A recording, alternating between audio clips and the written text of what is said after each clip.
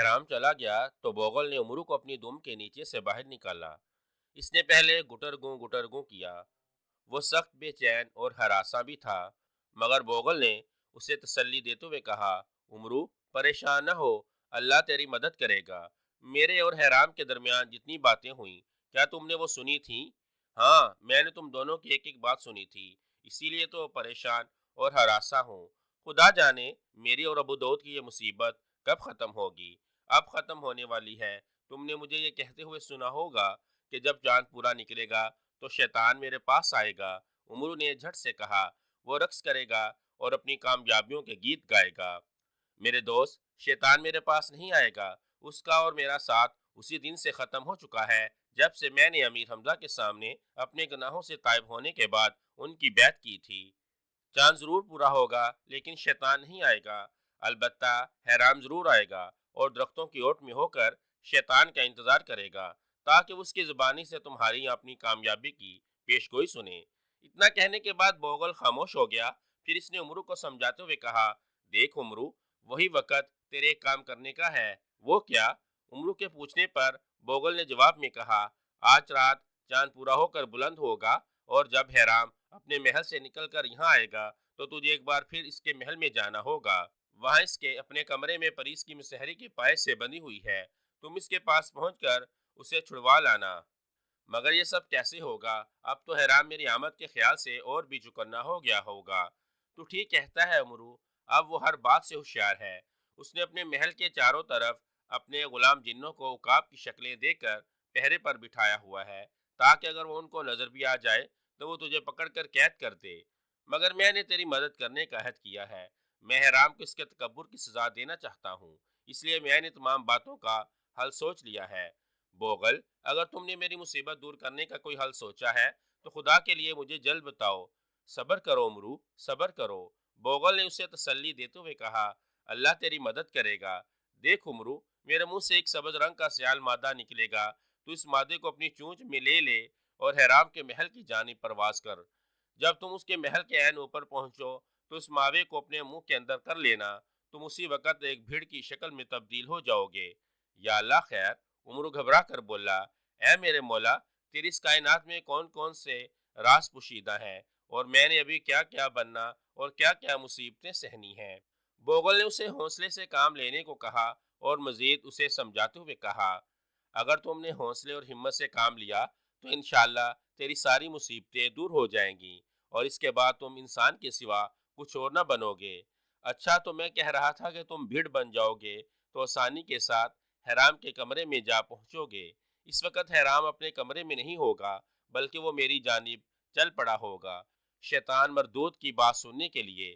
تم پری کے پاس پہنچ کر اس کے بازو پر ڈس دینا، تمہارے ڈستے ہی پری پر حرام کا جادو ختم ہو جائے گا، اس کی طاقت واپس لوٹ آئے گی اور وہ اسی وقت تمہیں پہچان لے گی۔ پھر وہ تمہیں اپنے ساتھ لے کر محل سے نکل آئے گی۔ وہ محل سے نکل آئی تو تمہاری مصیبت ختم ہو جائے گی اور اس کے ساتھ ابو داؤد کی بھی مصیبت ختم ہو جائے گی۔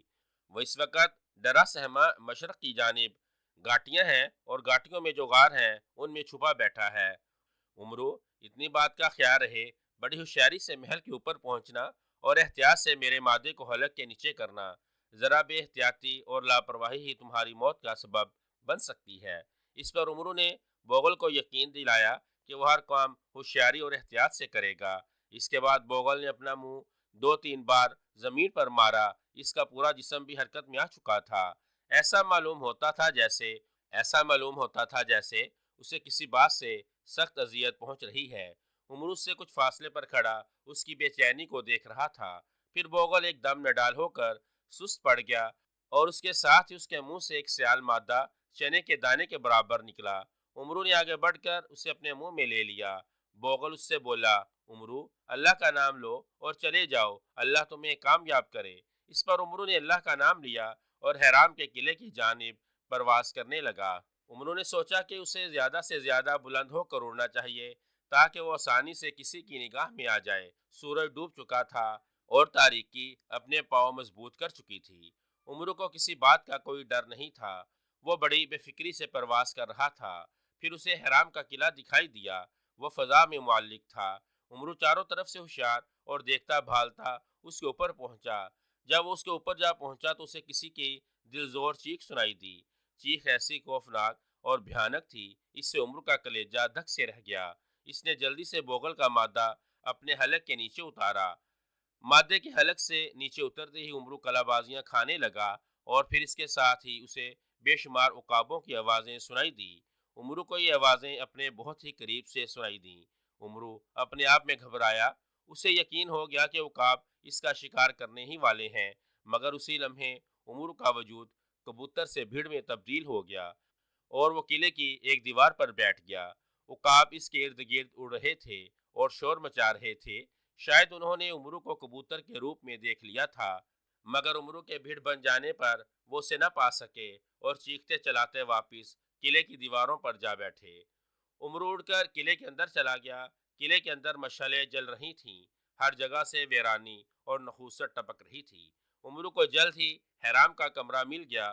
اس نے دیکھا کہ کمرے کی بیرونی دیوار پر ایک قوی ہیکل انسان کی تصویر بنی ہوئی ہے اور اس کے دونوں گھٹنے زمین پر ہیں۔ اس نے اپنے کندھوں پر ایک 6 کونوں والا ستارہ اٹھا رکھا ہے، اس کے دونوں طرف مشعلیں روشن ہیں۔ عمرو سمجھ گیا کہ یہی حرام کا کمرہ ہو سکتا ہے، اس کے علاوہ اور کوئی نہیں ہو سکتا۔ عمرو اللہ کا نام لے کر اس کے روشن دان سے کمرے میں داخل ہوا۔ حرام کا کمرہ کیا تھا؟ عجائبات عالم تھا۔ جگہ جگہ انسانوں اور جانوروں کی کھوپڑیاں پڑی ہوئی تھیں۔ ایک ٹب کسی جاندار کے خون سے لبالب بھرا تھا۔ کمرے کے ایک کونے میں کئی قسم کے ہتھیار بھی رکھے ہوئے تھے۔ ان ہتھیاروں میں ایک ایسا گرز بھی پڑا تھا جس پر قیمتی ہیرے اور موتی جڑے ہوئے تھے۔ پھر اس کی نظر حرام کی مسحری پر پڑی۔ مسحری کے چاروں کونوں پر ایک ایک انسانی کھوپڑی پڑی تھی اور ہر کھوپڑی پر مٹی کا دیا روشن تھا۔ ایک پائے کے ساتھ پری بندھی ہوئی تھی، اس کی آنکھیں بند تھیں۔ ایسا معلوم ہوتا تھا جیسے اس پر تشدد کیا گیا ہو۔ وہ نڈھال اور کمزور دکھائی دے رہی تھی۔ اس کے چاروں طرف زمین پر 4 کیل گڑے دکھائی دے رہے تھے اور کیلوں کے گرد ایک داغا لپٹا ہوا تھا۔ عمرو سمجھ گیا کہ حرام نے اپنے سحر سے پری کو بے بس کیا ہوا ہے۔ عمرو چند منٹوں تک پری کی جانب دیکھتا رہا، پھر وہ اڑا، اللہ کا نام لے کر آگے بڑھا اور پری کے دائیں بازو پر ڈنگ مار دیا۔ یوں ہی عمرو نے ڈنگ مارا، پری کی چیخ نکل گئی۔ اس کے ساتھ ہی چاروں کیل زمین سے اچھل کر دور جا پڑے۔ زنجیریں ٹوٹ گئیں اور کھوپڑیوں پر جلنے والے چراغ گل ہو گئے۔ پری کو ہوش آ گیا اور اس کے ساتھ اس کی قوت بھی بحال ہو گئی۔ وہ فوراً اٹھ کر کھڑی ہو گئی اور اس نے حرام کے سرہانے تلے سے اپنی چھڑی نکال کر ہاتھ میں لے لی۔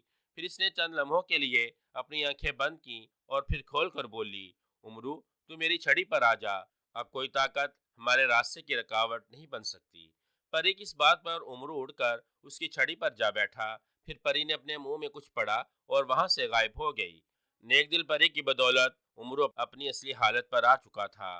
عمرو نے پری کو ابو داؤد کے متعلق بتاتے ہوئے کہا، ہمیں فوراً مشرق کی ان گھاٹیوں میں جانا چاہیے جہاں ابو داؤد چھپا ہوا ہے۔ چلو پہلے چل کر ابو داؤد کو اس کی اصلی حالت پر لاتے ہیں، پھر اور باتیں ہوں گی۔ اتنا کہنے کے بعد پری نے عمرو اور اپنے آپ کو وہاں سے غائب کیا اور اس جگہ جا پہنچی جہاں ابو داؤد چھپا ہوا تھا۔ عمرو نے ابو داؤد کو آوازیں دینا شروع کر دیں۔ کچھ دیر تک تو کچھ نہ ہوا، پھر ایک غار سے ابو داؤد اپنے پر پھڑ پھڑاتا ہوا باہر نکلا اور عمرو کے شانے پر آ بیٹھا۔ عمرو نے محبت سے اس کے پروں پر ہاتھ پھیرتے ہوئے کہا، ابو داؤد، اللہ نے میری مشکل دور کر دی ہے، اب تیری بھی مشکل دور ہونے والی ہے۔ وہ دیکھو سامنے، یہ وہی نیک دل پری ہے جس کی بدولت میں تمہیں رہا کروانے میں کامیاب ہوا تھا۔ عمرو کی اس بات پر ابو داؤد اس کے شانے سے اڑ کر پری کے قدموں میں جا بیٹھا اور انتہائی کربناک آواز میں بولا، خدا کے لیے میرے حال پر رحم کرو، مجھے پھر سے انسانی روپ میں لے آؤ۔ کبوتر کا تو روپ ایسے ہی ہے کہ ہر وقت دل کو دڑکا اور خوف سا لگا رہتا ہے، میں نے تو اپنے دن ڈر ڈر کر گزارے ہیں۔ اس پر پری نے مسکراتے ہوئے کہا، گھبراؤ نہیں ابو داؤد، تم تو ایک دلیر انسان ہو۔ میں عمرو کے ہمراہ محض اسی لیے یہاں آئی ہوں کہ تمہیں اصلی روپ میں لایا جائے۔ اتنا کہنے کے بعد پری نے اپنی چھڑی ابو داؤد کے سر پر پھیری تو اسی وقت کبوتر سے اپنے اصلی روپ میں آ گیا۔ اصلی روپ میں آتے ہی اس نے سب سے پہلے خدا کے حضور سجدہ شکر ادا کیا، پھر عمرو کے گلے مل کر بولا، عمرو خدا کے لیے اب کسی جانور یا پرندے کا روپ کبھی اختیار نہ کرنا، اس میں بے شمار اذیتیں اور تکلیفیں ہیں۔ اس پر عمرو نے جواب دیا، گھبراؤ نہیں ابو داؤد، اب آئندہ اس قسم کی کبھی نوبت نہیں آئے گی۔ پھر اس نے پری سے مخاطب ہوتے ہوئے کہا، اچھی پری، परी ने उमरू की बात काटते हुए कहा, मेरा नाम करना है, तुम मुझे बार बार अच्छी परी के नाम से पुकारने की बजाय करना के नाम से पुकार सकते हो। अच्छा किया, तुमने खुद ही अपना नाम मुझे बता दिया, मैं खुद से तुम्हारा नाम पूछने वाला ही था। अच्छा तो करना परी, हमें सबसे पहले बोगल को चल कर मिलना चाहिए। मैं उसका शुक्रिया अदा करना चाहता हूँ, क्योंकि हम सबको उसी की बदौलत मुसीबत और कैद से निजात मिली है। तुम ठीक कहते हो, मगर इस वक्त जाना अच्छा नहीं। हमें पूरी रात इन्हीं घाटियों में बसर करना होगी। जब सुबह होगी तो बोगल से चल कर मिलेंगे। मैं भी इसका शुक्रिया अदा करना अपना फर्ज समझती हूँ। इस पर अबू दाऊद बोला, करना परी एक रात हो क्या, हम तो 2 रातें भी इसी जगह बसर करने के लिए तैयार हैं, मगर हमारे भूखे पेट का कोई इलाज जरूर होना चाहिए। इस पर करना परी मुस्कुराते हुए बोली, आदमजात यहाँ कहीं भी होगा, खाने पीने की बात जरूर करेगा। उमरू कहका मारते हुए बोला, ये पेट है, इसीलिए हर वक्त अनाज की दुहाई देता रहता है। अच्छा, ये बात है तो मैं तुम्हारे खाने पीने का बंदोबस्त करती हूँ। इतना कहने के बाद करना ने 2-3 मरतबा अपनी छड़ी फजा में लहराई, फिर कुछ बड़बड़ाई। इसके बाद जोर से छड़ी जमीन पर मारी तो उमरू और अबू दाऊद के आगे गंदम और जौ के कच्चे चनों के ढेर लग गए। उमरू अपनी जगह से उछला, अबू दाऊद भी अपनी जगह से 2 हाथ पीछे हट गया। उमरू ने करना से मुखातिब होते हुए कहा, ये क्या अनाज? करना बोली, तुम खुद ही तो कह रहे थे कि तुम्हारा पेट अनाज के लिए दुहाई दे रहा है। अल्लाह तेरा भला करे, हमें कच्चा अनाज नहीं चाहिए, पका हुआ चाहिए, जिसे हम लोग खाना बोलते हैं। मसलन खमीरी रोटी, शहद और पनीर, मतंजन, पुलाव जर्दा, कौरमा कोफ्ते, मुख्तलिफ किस्म की सब्जियां, बटेरे, मुर्ग हिरन, ऊँट का गोश्त वगैरह वगैरह। करना हंसते हुए बोली, अच्छा तो ये चीज़ें हैं जिनको तुम लोग खाते हो? बिल्कुल, उमरू ने सर हिलाया। मैं कोशिश करती हूँ। करना ने इतना कहने के बाद फिर से अपनी छड़ी को फजा में लहराना शुरू कर दिया। वो छड़ी हिलाती जा रही थी और जिन जिन चीज़ों का नाम उमरू ने लिया था वह पकी हुई आती जाती थीं। अबू दाऊद और उमरू के देखते ही देखते बेशुमार खानों के तश्त उनके सामने आ गए। फिर आखिर में एक लकड़ी का संदूक भी जाहिर हो गया। उमरू और अबू दाऊद हैरान नजरों से खाने देख रहे थे। अल्लाह तेरी शान, उमरू हैरान होते हुए बोला, भला इतने खाने हम खा सकते हैं? इस पर करना बोली, जिन चीज़ों का तुमने नाम लिया वो मैंने हाजिर कर दी। तुम तो कह रहे थे कि हम सब ये चीज़ें खाते हैं, मगर एक बार थोड़ा ही खाते हैं। एक वक्त में एक नहीं तो दो, दो नहीं तो तीन खाई जाती हैं, इससे ज़्यादा तो नहीं खाई जाती। अच्छा, तुम लोग जो कुछ खा सकते हो खा लो, बाकी खुद बाखुद गायब हो जाएगा। फिर उमरू की नज़र लकड़ी के संदूक पर पड़ी। उसने संदूक की जानिब इशारा करते हुए पूछा, करना इसमें क्या है? इस संदूक में वगैरह वगैरह है। वगैरह वगैरह? उमरू और अबू दाऊद यक ज़बान होकर बोले, हाँ, तुमने वगैरह वगैरह का नाम नहीं लिया था। करना किस बात पर? उमरू और अबू दाऊद दोनों संदूक की जानिब बढ़े। फिर उमरू ने हाथ आगे बढ़ाकर संदूक का ढकना जो खोला तो उसमें दुनिया जहाँ की गंदी चीजें थीं। उमरू और अबू दाऊद एकदम पीछे हट गए। करना ने हंसते हुए कहा, क्या तुम लोग इस वगैरह वगैरह को भी खाते हो?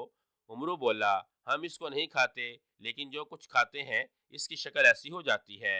अफसोस है इब्ने आदम पर।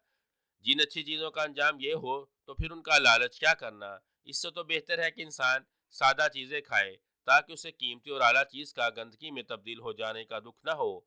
करना की बातें ही ऐसी थीं कि उमरू और अबू दाऊद के दिल में खुब कर गई। वाकई इंसान को अच्छी चीज़ों का लालच नहीं करना चाहिए, सादा खाना खाना चाहिए और सादा लिबास पहनना चाहिए। यही इंसान के लिए काफ़ी है। फिर उमरू ने करना से कहा, करना परी, तुम बहुत ही समझदार हो, तुमने हमें बहुत अच्छे तरीके से नसीहत की है। यकीन जानो, आइंदा हम कभी भी आला किस्म की खुराक की तलब नहीं करेंगे, सादा खाएंगे और सादा पहनेंगे, क्योंकि इस दुनिया में और दुनिया की चीज़ों से दिल लगाने का कोई फ़ायदा नहीं। करना परी, ये पुरतकल्लफ खाना हटा दो और हमारे लिए सिर्फ सादा रोटी और प्याज या थोड़ा सा शहद काफ़ी है। हम यही कुछ खाकर पेट भरेंगे। उमरू की इस बात पर करना बहुत खुश हुई। इसने उसी वक़्त छड़ हिलाकर सब चीज़ें गायब कर दी और उसके बाद सादा रोटी और शहद हाजिर करके उमरू और अबू दाऊद के आगे रख दिया। दोनों ने बड़ी रग़बत से वो रोटी खाई और खुदा का शुक्र अदा किया। इसके बाद जब तीनों आराम से बैठे तो अबू दाऊद ने उमरू और करना को उस झोंपड़ी वाले इंसान के बारे में बताया जिसने हैराम के जिन को मारा था। जब अबू दाऊद ने बात खत्म की तो उमरू बोला, मेरे ख्याल में वो बेचारा मर गया होगा। ये तो करना परी ही उसके बारे में बता सकती है। क्या आया वो जिंदा है या मर चुका है? अबू दाऊद की इस बात पर करना ने अपनी आंखें बंद कर लीं। کچھ دیر تک اس نے آنکھیں نہ کھولیں، لیکن جب اس نے آنکھیں کھولیں تو پریشان ہو کر بولی، وہ انسان زندہ ہے، اس کا نام جریح ہے، یمن کے رہنے والا ہے۔ یہودیوں نے اس کے بال بچوں کو بڑی بے دردی سے ذبح کر ڈالا تھا۔ وہ بڑی مشکل سے اپنی جان بچا کر بھاگا، پھر جنگل میں اس نے ڈیرا لگا لیا۔ بڑا دکھی انسان ہے، بچوں کے قتل کے بعد اسے ہر شے سے نفرت ہو چکی ہے، وہ کسی انسان سے مل کر خوش نہیں ہوتا۔ عمرو نے حیران ہو کر پوچھا، یمن میں یہودی کہاں سے آ گئے؟ یہ بات میری سمجھ میں نہیں آئی۔ پورے یمن میں ایک بھی یہودی نہیں، پھر جریح کی بیوی بچوں کو یہودیوں نے کیسے قتل کر ڈالا؟ اس بات کو جاننے کے لیے ہمیں جریح سے ملنا ہوگا۔ کرنا بولی، میرے خیال میں بوغل سے ملنے کے بعد ہم کیوں نہ جریح سے ملاقات کریں۔ ابو داؤد کی اس بات کی تائید عمرو نے بھی کی۔ پھر وہ کرنا سے بولا، کرنا، تم میری زنبیل کے بارے میں جانتی ہو کہ وہ کہاں رکھی ہے؟ میں اپنی زنبیل اور دوسری چیزوں کو بھی حاصل کرنا چاہتا ہوں۔ میں نے ان چیزوں کو ایک بار ہی دیکھا تھا۔ جب بوغل سے ملنے جائیں گے تو میں تمہاری زنبیل بھی دلا دوں گی۔ میں نے خود اسے چھپا رکھا ہے۔ اس طرح کی اور باتیں کرنے کے بعد تینوں آرام کی غرض سے لیٹ گئے۔ سورج طلوع ہوا تو پری نے عمرو سے مخاطب ہوتے ہوئے کہا، چلو بوغل سے چل کر ملتے ہیں۔ عمرو بولا، ہاں کرنا، ہمارا اس سے ملنا بہت ضروری ہے۔ اتنا کہنے کے بعد عمرو نے ابو داؤد کو اپنے ساتھ لیا اور کرنا کے پاس پہنچ کر کھڑے ہو گئے۔ کرنا بولی، میں تم دونوں کو اپنے ساتھ نہیں لی جا سکتی، اس لیے ہمیں یہاں سے پیدل چلنا ہوگا۔ ٹھیک ہے کرنا، ہم تمہارے ساتھ پیدل چلنے کے لیے بھی تیار ہیں۔ میرے خیال میں یہاں سے بوغل زیادہ دور تو نہیں۔ عمرو نے جب یہ کہا تو کرنا پری نے اپنی چھڑی زمین پر رکھی اور فاصلے کا اندازہ کیا، پھر بولی، بوغل یہاں سے زیادہ دور نہیں۔ ان گھاٹیوں کو عبور کرنے کے بعد جنگل شروع ہو جائے گا اور اسی جنگل میں بوغل مل جائے گا۔ کرنا کے منہ سے یہ سننے کے بعد عمرو اور ابو داؤد نے تیز تیز چلنا شروع کر دیا۔ کرنا ان دونوں کے سر پر اڑتی ہوئی چلی جا رہی تھی۔ کچھ دیر بعد تینوں نے ان گھاٹیوں کو عبور کیا اور جنگل کی حدود میں داخل ہو گئے۔ عمرو نے ابو داؤد سے کہا، ابو داؤد، جلد جلد چلو، نہ جانے میرا دل کیوں بیٹھا جا رہا ہے۔ اللہ خیر کرے، ابھی تو کوئی ایسی ویسی بات بھی نہیں ہوئی، تمہارا دل پہلے ہی بیٹھا جا رہا ہے۔ کرنا بولی، ضرور کچھ ہو چکا ہے، میں وثوق سے نہیں کہہ سکتی، کیونکہ حرام کے سحر کا اثر جنگل کی حدود میں قائم ہے۔ عمرو نے کہا، کہیں ایسا نہ ہو کہ حرام ہمیں یہیں کہیں مل جائے، ہمیں احتیاطاً کچھ نہ کچھ کر لینا چاہیے۔ فکر نہ کرو، وہ جنگل میں موجود نہیں ہے، تم لوگ جلد آگے بڑھنے والی بات کرو۔ اس پر عمرو یار اور ابو داؤد نے پہلے سے بھی زیادہ تیز چلنا شروع کر دیا۔ آخری کچھ دیر میں وہ تینوں بوغل کے نزدیک جا پہنچے۔ بوغل اپنی بھاری بھرکم وجود میں گردن دبائے لیٹا تھا۔ عمرو نے اسے آواز دی، بوغل نے کوئی جواب نہ دیا۔ پھر ابو داؤد نے بھی اس کا نام لے کر پکارا، پھر بھی بوغل خاموش رہا۔ کرنا پری ایک درخت کی ٹہنی پر بیٹھی تھی۔ جب وہ دونوں بوغل کو پکار چکے تو اس نے عمرو سے مخاطب ہوتے ہوئے کہا، کس کو پکار رہے ہو عمرو؟ اب بوغل تمہیں کبھی جواب نہیں دے گا، حرام اسے جان سے مار چکا ہے۔ دراصل حرام کو جنگل ہی میں پتہ چل گیا تھا کہ میں اس کے کمرے سے غائب ہو چکی ہوں۔ اس پر حرام نے اپنے جادو کے زور سے پتہ چلایا کہ مجھے غائب کرنے میں کس کا ہاتھ ہے۔ پھر اس کو اس بات کا بھی پتہ چل گیا کہ مجھے غائب کروانے میں بوغل کا ہاتھ ہے۔ اس پر اس نے بوغل کے چاروں طرف سحر کا حصار کھینچا اور اسے جان سے مار ڈالا۔ اب بوغل مردہ حالت میں تمہارے سامنے پڑا ہے۔ کرنا پری کے منہ سے یہ سب کچھ سننے کے بعد عمرو اپنے آپ میں تڑپ اٹھا۔ وہ غصے کے ساتھ بولا، کرنا، اب زیادہ دنوں تک حرام کو مہلت دینا درست نہیں، ہمیں جلد از جلد اسے گرفتار کر کے مار ڈالنا چاہیے۔ اس کے مظالم کی انتہا ہو چکی ہے، اگر اسے ختم نہ کیا گیا تو ہزارہا بندگان خدا اس کے ظلم کا شکار ہو کر تباہ و برباد ہو جائیں گے۔ اسی وقت تم دونوں میرے ساتھ چلو تاکہ میں وہاں سے اپنی زنبیل اور دوسری چیزیں حاصل کر سکوں جہاں کرنا نے چھپا کر رکھی ہوئی ہیں۔ عمرو کی اس بات پر کرنا پری ٹہنی پر سے اڑی اور بولی، تم دونوں میرے پیچھے پیچھے چلے آؤ۔ کرنا کی ہدایت پر عمرو اور ابو داؤد دونوں اس کے پیچھے چل پڑے۔ جب وہ تینوں اس جگہ پہنچے جہاں کرنا نے عمرو یار کی اشیاء چھپائی تھیں تو یہ دیکھ کر عمرو کا رنگ فک ہو گیا کہ وہاں کوئی شے بھی موجود نہیں تھی۔ کرنا عمرو سے بولی، حرام تمہاری چیزیں بھی لے جانے میں کامیاب ہو گیا ہے، اس نے اپنی ہر بات کا تم سے انتقام لے لیا ہے۔ اس پر عمرو نے قسم کھاتے ہوئے عہد کیا کہ اس وقت تک آرام اور چین سے نہیں بیٹھے گا جب تک حرام اور اس کے ساتھیوں کو شکست نہیں دے دے گا۔ پھر اس نے کرنا سے مخاطب ہوتے ہوئے پوچھا، کرنا، تم اس معاملے میں میری مدد کر سکتی ہو؟ کرنا نے جواب دیا، عمرو، اب میں تمہاری کوئی مدد نہیں کر سکتی کیونکہ میں اپنے گھر واپس جا رہی ہوں۔ گھر واپس پہنچنے کے بعد میں اپنی ماں گل نرگس کو تمام حالات سے آگاہ کروں گی۔ مجھے امید ہے کہ وہ میری بات سن کر اسی وقت تمہاری مدد کو چل پڑے گی۔ پھر وہ حرام سے مجھ پر کی ہوئی زیادتیوں کا بھی بدلہ لے گی۔ میں اس وقت اپنی ماں سے ملنے کے لیے سخت بے چین ہوں۔ عمرو بجھے ہوئے دل کے ساتھ بولا، اس مصیبت کی گھڑی میں تم بھی ہمارا ساتھ چھوڑ کر جا رہی ہو، یہ میری مجبوری ہے عمرو۔ تم اللہ پر بھروسہ رکھو اور اسی کا نام لے کر آگے بڑھو۔ مجھے امید ہے کہ اللہ تمہاری مدد ضرور کرے گا۔ اب سب سے پہلے تمہیں یمن جانا ہوگا۔ میں اپنے علم کی بدولت محسوس کر رہی ہوں کہ یمن کے حالات اچھے نہیں ہیں۔ وہاں دشمن مسلمانوں پر ظلم کے پہاڑ توڑ رہا ہے۔ اچھا عمرو، خدا حافظ۔ کرنا خدا حافظ کہتے ہی عمرو اور ابو داؤد کی نظروں کے سامنے سے غائب ہو گئی۔ جب وہ چلی گئی تو ابو داؤد نے عمرو سے کہا، عمرو، اب ہمارے لیے اس جنگل میں ٹھہرنا بہت ہی خطرناک ہے، ہمیں فوراً اس جنگل سے نکل جانا چاہیے۔ تم ٹھیک کہتے ہو، آؤ یمن کی جانب چلتے ہیں۔ اس پر ابو داؤد نے عمرو کو روکتے ہوئے کہا، نہیں، ہمیں یمن جانے سے پہلے جنگل کے اس حصے میں جانا چاہیے جہاں میں نے کبوتر کے روپ میں جریح کے جھونپڑے میں پناہ لی تھی۔ کرنا کہہ رہی تھی کہ وہ یمنی ہے اور زندہ بھی ہے، ہمیں اس سے مل کر یمن کے حالات جاننے ہوں گے۔ اس کے بعد ہم کسی سوچے سمجھے منصوبے کے مطابق یمن کی جانب بڑھیں گے۔ عمرو نے ابو داؤد کی اس بات سے اتفاق کیا، چنانچہ دونوں اسی وقت جریح کی جانب چل پڑے۔ عمرو یار اور ابو داؤد ارد گرد دیکھتے بھالتے جا رہے تھے۔ عمرو یار کو خطرہ تھا کہیں حرام یا اس کا کوئی ہواری ان پر چپکے سے حملہ نہ کر دے، اس لیے وہ دونوں بڑی ہوشیاری سے چل رہے تھے۔ دوپہر ہونے سے کچھ دیر قبل دونوں جریح کے جھونپڑے پر جا پہنچے تھے۔ اس وقت جریح جھونپڑے میں موجود نہیں تھا۔ دونوں جھونپڑے کے دروازے پر بیٹھ کے شدت سے پیاس محسوس ہو رہی تھی، مگر دونوں میں سے کسی ایک نے بھی یہ نہ چاہا کہ وہ جریح کی غیر حاضری میں جھونپڑے کے اندر داخل ہو اور پانی پیے۔ ان دونوں نے فیصلہ کر لیا تھا کہ جب تک جریح نہیں آئے گا اس وقت تک وہ اس کے جھونپڑے کے اندر داخل نہ ہوں گے۔ کچھ دیر کے بعد جریح جھولی میں بہت سے پھل لیے ان دونوں کے سامنے آ کھڑا ہوا۔ پہلے تو جریح ان دونوں کو دیکھ کر بڑا حیران ہوا۔ اس نے ان دونوں کو یہودی سمجھا، مگر ابو داؤد کا لباس دیکھ کر وہ سمجھ گیا کہ یہودی نہیں بلکہ یمنی ہے، اور یہ بھی دونوں یہودیوں کے ہاتھوں ظلم سہ کر یمن سے فرار ہونے میں کامیاب ہوئے ہیں۔ عمرو نے اس کی حیرانی دور کرتے ہوئے کہا، اہلا و سہلا و مرحبا میرے بھائی۔ عمرو کی اس بات پر جریح نے پھل ایک طرف رکھے، پھر باری باری دونوں سے گلے ملا اور ہاتھ ملایا۔ بڑے ادب سے دونوں کو بیٹھنے کو کہا۔ ابو داؤد نے بیٹھتے اس سے پانی طلب کیا۔ اس پر جریح جھونپڑے کے اندر گیا اور پانی کا مشکیزہ لا کر ان دونوں کے آگے رکھ دیا۔ دونوں نے خوب جی بھر کر پانی پیا۔ اس کے بعد جریح نے پھل ان کے سامنے رکھے اور بولا، فرمائیے، آپ کا کیسے آنا ہوا؟ کیا یہودیوں نے آپ پر بھی ظلم کر کے یمن سے فرار ہونے پر مجبور کیا تھا یا آپ خود فرار ہوئے ہیں؟ ابو داؤد بولا، ایسی کوئی بات نہیں۔ جب ہم لوگ یمن سے نکلے تھے تو وہاں یہودیوں کا نام و نشان نہیں تھا۔ ہم تو آپ کی زبان سے سن رہے ہیں کہ یمن میں یہودی مسلمانوں پر ظلم کر رہے ہیں۔ ہم یہی بات جاننے کے لیے آپ کے پاس آئے ہیں۔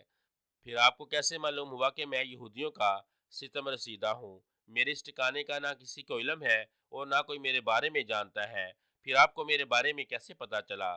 اس پر ابو داؤد مسکرایا، پھر اس نے جریح سے مخاطب ہوتے ہوئے کہا، ایک دفعہ آپ کے جھونپڑے میں ایک کبوتر داخل ہوا تھا اور اس کبوتر کا ایک باز شکار کرنا چاہتا تھا۔ جریح ذہن پر زور ڈالتے ہوئے بولا، ہاں ہاں، مجھے یاد آیا، وہ باز دراصل ایک جن تھا جو میرے زخمی کرنے پر ظاہر ہو گیا تھا۔ اس بدبخت نے مجھے اپنے سر سے اونچا کر کے اس زور سے زمین پر پٹخا کہ میں بے ہوش ہو کر رہ گیا۔ 2 دن تک مجھے ہوش نہ آیا۔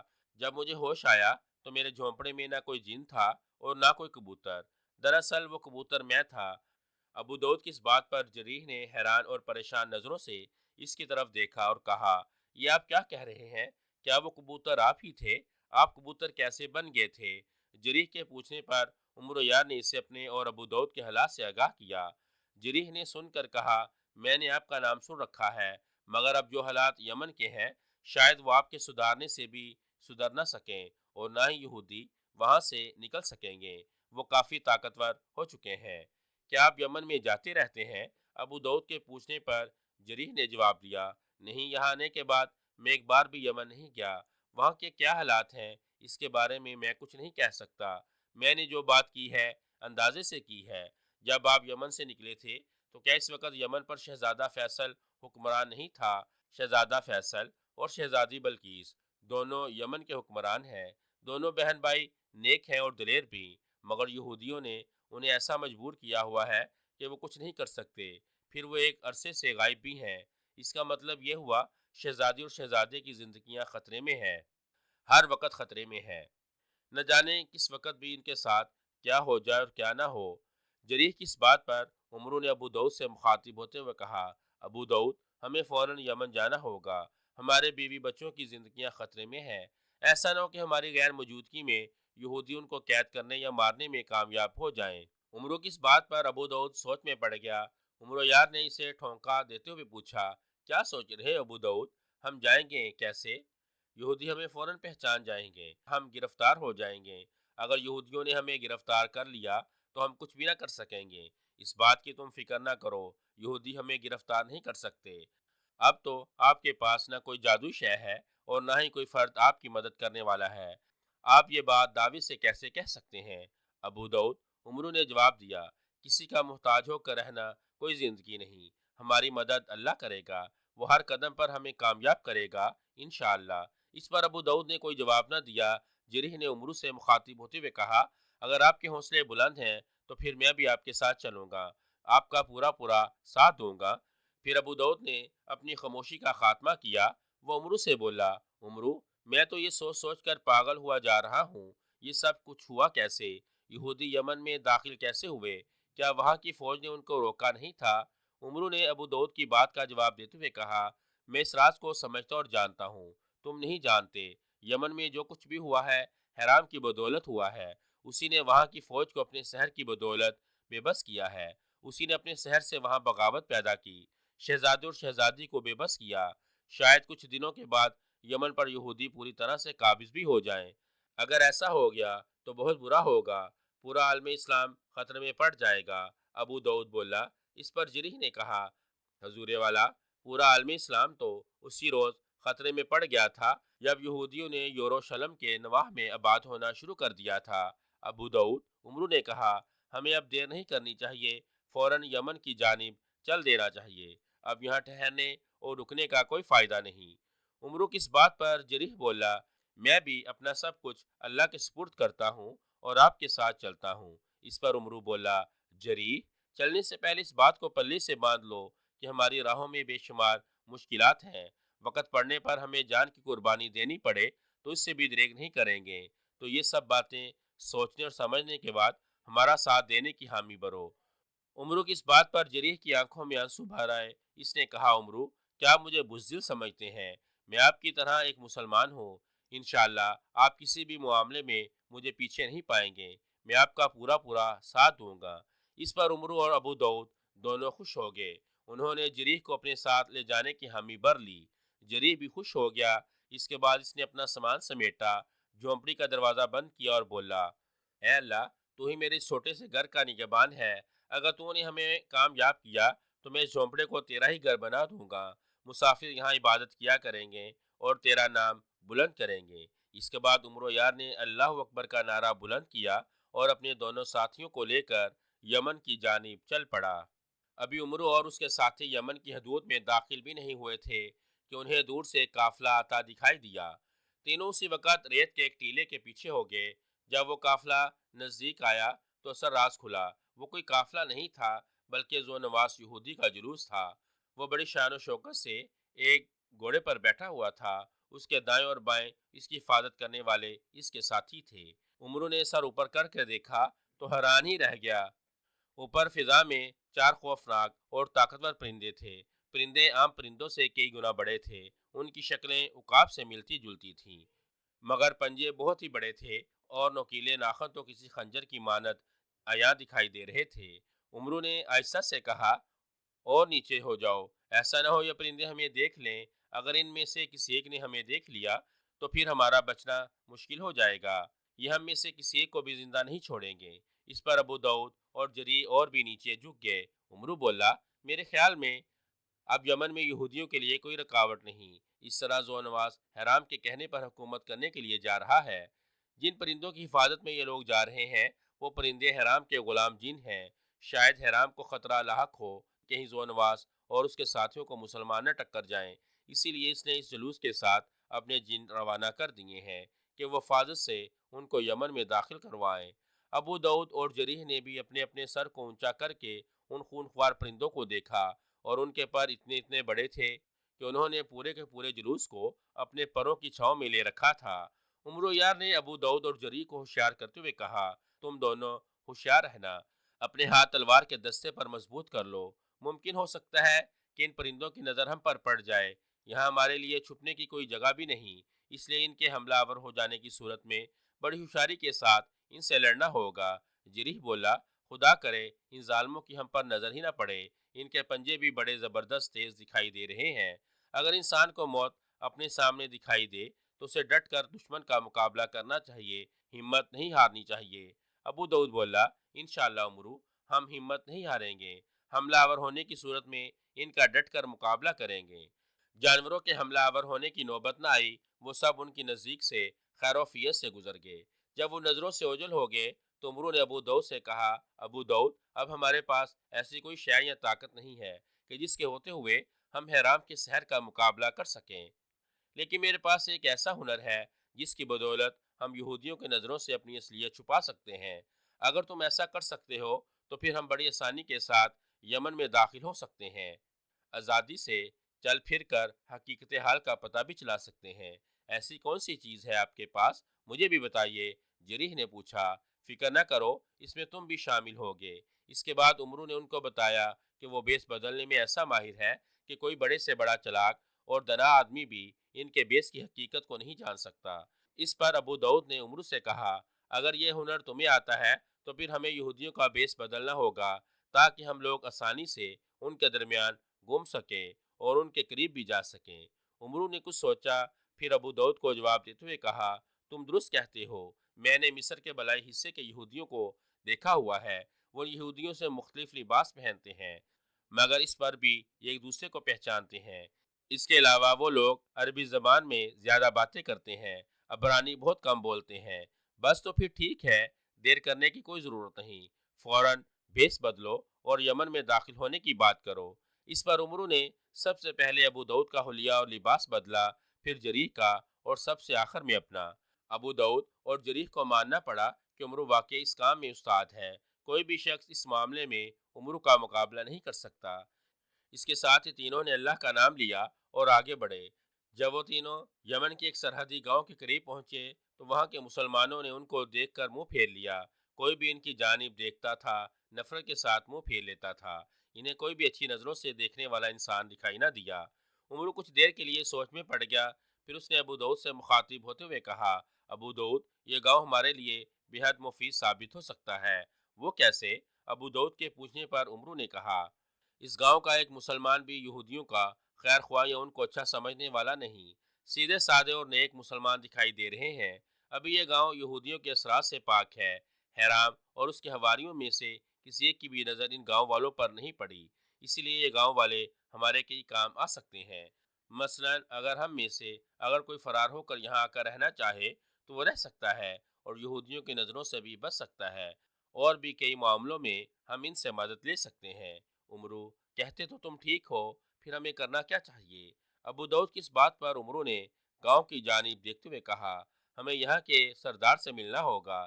چلو پھر دیر کیوں کرتے ہو، اللہ کا نام لو اور آگے بڑھو۔ اس پر تینوں گاؤں کی جانب چل پڑے۔ ابھی وہ گاؤں میں داخل بھی نہ ہوئے تھے کہ انہیں اپنی پشت سے گھوڑوں کے ٹاپوں کی آواز سنائی دی۔ تینوں نے چونک کر پیچھے کی جانب دیکھا، چار شہ سوار باگے چلے آ رہے تھے۔ جب وہ نزدیک پہنچے تو عمرو اور ابو داؤد نے انہیں پہچان لیا، وہ یہودی تھے۔ انہوں نے عمرو کے نزدیک پہنچ کر اپنے گھوڑے روک لیے۔ ان میں سے ایک بولا، خداوند یہودا کی بادشاہت قائم رہے، میرے خیال میں تم لوگ ہمارے مصری بھائی ہو، اس وقت پا پیادہ کہاں سے چلے آ رہے ہو؟ اس پر عمرو نے پہلے ابو داؤد کی جانب دیکھا، پھر اس سے بولا، ہم لوگ بھی تمہاری طرح گھوڑوں پر سوار مصر سے چلے تھے، لیکن جب ہم لوگ یہاں کے نواحی جنگل میں پہنچے تو مسلمانوں کے ہاتھوں لٹ گئے، انہوں نے ہمارا تمام سامان بھی لوٹ لیا اور گھوڑے بھی چھین لیے۔ عمرو کی اس بات پر وہی گھڑ سوار نے اپنے دانت پیستا ہوا بولا، اچھا تو ابھی تک ان بدبختوں میں ہمت ہے کہ وہ یہودیوں کو لوٹتے پھریں، ہم نے بے شمار نہتے مسلمانوں کو قتل کیا، ان کے مکانوں کو آگ لگائی، انہیں لوٹا ہے، کسی ایک بھی مسلمان کی جرت نہ ہو سکی کہ وہ ہم پر حملہ آور ہوں یا ہم سے اپنی کوئی قیمتی شے چھین سکیں۔ اس نے بات ختم ہی کی تھی کہ پشت پر سے 6 اور یہودی گھوڑوں پر سوار ان سے آ کر ملے۔ ان کے ہاتھوں میں خون آلود ننگی تلواریں تھیں، جس سے پتہ چلتا تھا کہ وہ درندے مظلوموں کا خون بہا کر آئے ہیں۔ پھر وہی یہودی بولا، میرا نام حزقیہ ہے اور یہ سب میرے ساتھی ہیں۔ ہمیں پتا تھا کہ یمن کی سرحد پر ایک ایسا گاؤں ہے جس میں دولت اور اناج بہت ہے، اور آج تک یہودیوں نے ان میں سے کسی ایک کو چھیڑا تک نہیں۔ ہم اس گاؤں کو برباد کرنے آئے ہیں۔ ہمارے پاس بہترین اسلحہ ہے، ہمیں ان سے جنگ کرنے میں کوئی تکلیف نہ ہوگی۔ عمروں نے ایک نظر ابو داؤد کی جانب دیکھا، جو بڑی مشکل سے اپنے غم و غصے پر قابو پائے ہوئے تھا۔ پھر عمروں نے اس یہودی سے مخاطب ہوتے ہوئے کہا، کیا خوب بات کی ہے، اس گاؤں کو برباد کرنے میں ہم آپ کا پورا ساتھ دیں گے، لیکن میری ایک رائے ہے، اگر تم سن سکو تو سناؤ، ضرور سناؤ، ہم تمہاری رائے کا احترام کریں گے۔ میں چاہتا ہوں کہ پہلے ہم تینوں اس گاؤں میں جائیں اور لوگوں کی طاقت کا اندازہ کریں کہ وہ کتنے پانی میں ہیں، کیونکہ ان سب کو تمہاری اور ہماری آمد کا علم ہو چکا ہے، اس لیے وہ اپنے آپ میں ہوشیار بھی ہو چکے ہوں گے۔ میرے دوست، دشمن کو کبھی کمزور نہیں جاننا چاہیے، اس لیے میری ناقص رائے ہے کہ ان کی قوت کا پتہ چلا لینا چاہیے۔ ایسے میں اس بات کا بھی خطرہ ہے کہ آپ ان کی قوت کا پتہ کرنے جائیں اور وہ لوگ آپ کو قتل کر ڈالیں۔ یہ ناممکن ہے، وہ ایسی جرت نہیں کر پائیں گے۔ ہم امن کا جھنڈا لے کر گاؤں میں داخل ہوں گے، اس بات سے وہ دھوکہ کھا جائیں گے اور ہم اپنا پورا کام کر کے واپس آ جائیں گے۔ عمرو کی اس بات پر وہ یہودی سوچ میں پڑ گیا۔ پھر اس نے اپنے ساتھیوں کی جانب دیکھا، ان میں سے ہر ایک نے اس بات میں سر ہلا کر عمرو کی بات کی تائید کر دی۔ اس پر حزیاکہ نے عمرو سے مخاطب ہوتے ہوئے کہا، ہمیں تمہاری بات سے اتفاق ہے، تم جا کر ان کی قوت کا پتہ چلاؤ، اتنے میں ہم اس گاؤں کے گرد گھیرا ڈالتے ہیں۔ حزقیہ کی اس بات پر عمرو نے ابو داؤد اور جریح کو اشارہ کیا کہ وہ گاؤں میں داخل ہوں۔ جب وہ گاؤں میں داخل ہو گئے تو عمرو نے امن و سلامتی کا نعرہ لگایا، جس پر گاؤں کے بیشتر لوگ، جن میں بڑے بوڑھے زیادہ تھے، ان کے گرد اکٹھے ہو گئے۔ عمرو ایک ہی نظر میں جان گیا کہ انہوں نے اپنے جوانوں کو ہتھیار دے کر چھپا دیا ہے، کیونکہ ان لوگوں میں جوان بہت کم تھے۔ عمرو نے ایک ضعیف العمر آدمی کی طرف دیکھتے ہوئے پوچھا، اس گاؤں کا سردار کون ہے؟ بوڑھا بولا، اس گاؤں کا کوئی سردار نہیں، ہم سب لوگ بھائی چارے اور محبت سے ایک دوسرے کا ساتھ دیتے ہیں، کسی کو کوئی تکلیف نہیں ہونے دیتے۔ البتہ زیادہ ضعیف العمر ہونے کی بنا پر لوگ میرا احترام بھی کرتے ہیں اور میری بات بھی مانتے ہیں۔ اس پر عمرو نے کہا، ہم آپ سے تنہائی میں ایک بات کرنا چاہتے ہیں۔ وہ بزرگ بولا، ہم یہودیوں سے تنہائی میں بات کرنے کے لیے تیار نہیں، آپ نے جو کچھ کہنا ہے کہہ دیں، ہم سب لوگ آپ کی بات غور سے سنیں گے۔ کیا آپ جانتے ہیں کہ اگر آپ نے میری بات نہ سنی تو آپ کو نقصان بھی پہنچ سکتا ہے؟ عمرو کی اس بات پر بزرگ نے جواب دیا، جب پہلی مرتبہ ہمارے آدمیوں نے آپ کو دیکھا تھا تو ہم نے اسی وقت مرنے اور مارنے کی تیاری کر لی تھی۔ آپ نقصان کی بات نہ کریں، ہم تو شہید ہونے کے لیے تیار کھڑے ہیں۔ اس پر عمرو کے منہ سے بے اختیار مرحبا سبحان اللہ نکل گیا۔ بزرگ اور ان کے ساتھی عمرو کے منہ سے یہ کلمات سن کر بڑے حیران ہوئے۔ پھر عمرو اس بزرگ کے نزدیک جا کر کھڑا ہوا اور اس کے کان میں اپنی اور اپنے ساتھیوں کی حقیقت سے آگاہ کیا۔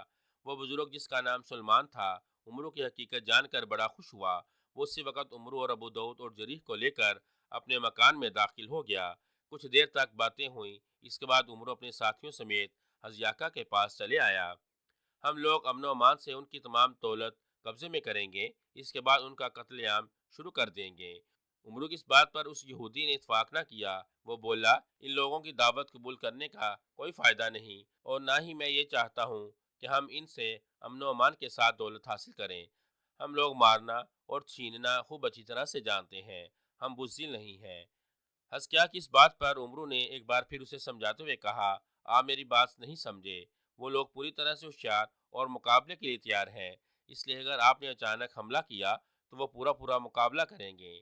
ایسے میں ہمارے آدمیوں کا نقصان ہونے کا خطرہ ہے۔ صلح و صفائی کی بات چیت پر وہ لوگ لڑنے مرنے سے بے خبر ہو جائیں گے، پھر آپ حملہ کریں گے تو آپ کامیاب بھی ہو جائیں گے۔ عمرو کی اس بات پر یہودی سوچ میں پڑ گیا۔ چند لمحوں کی خاموشی کے بعد بولا، تمہاری اس بات نے مجھے متاثر کیا۔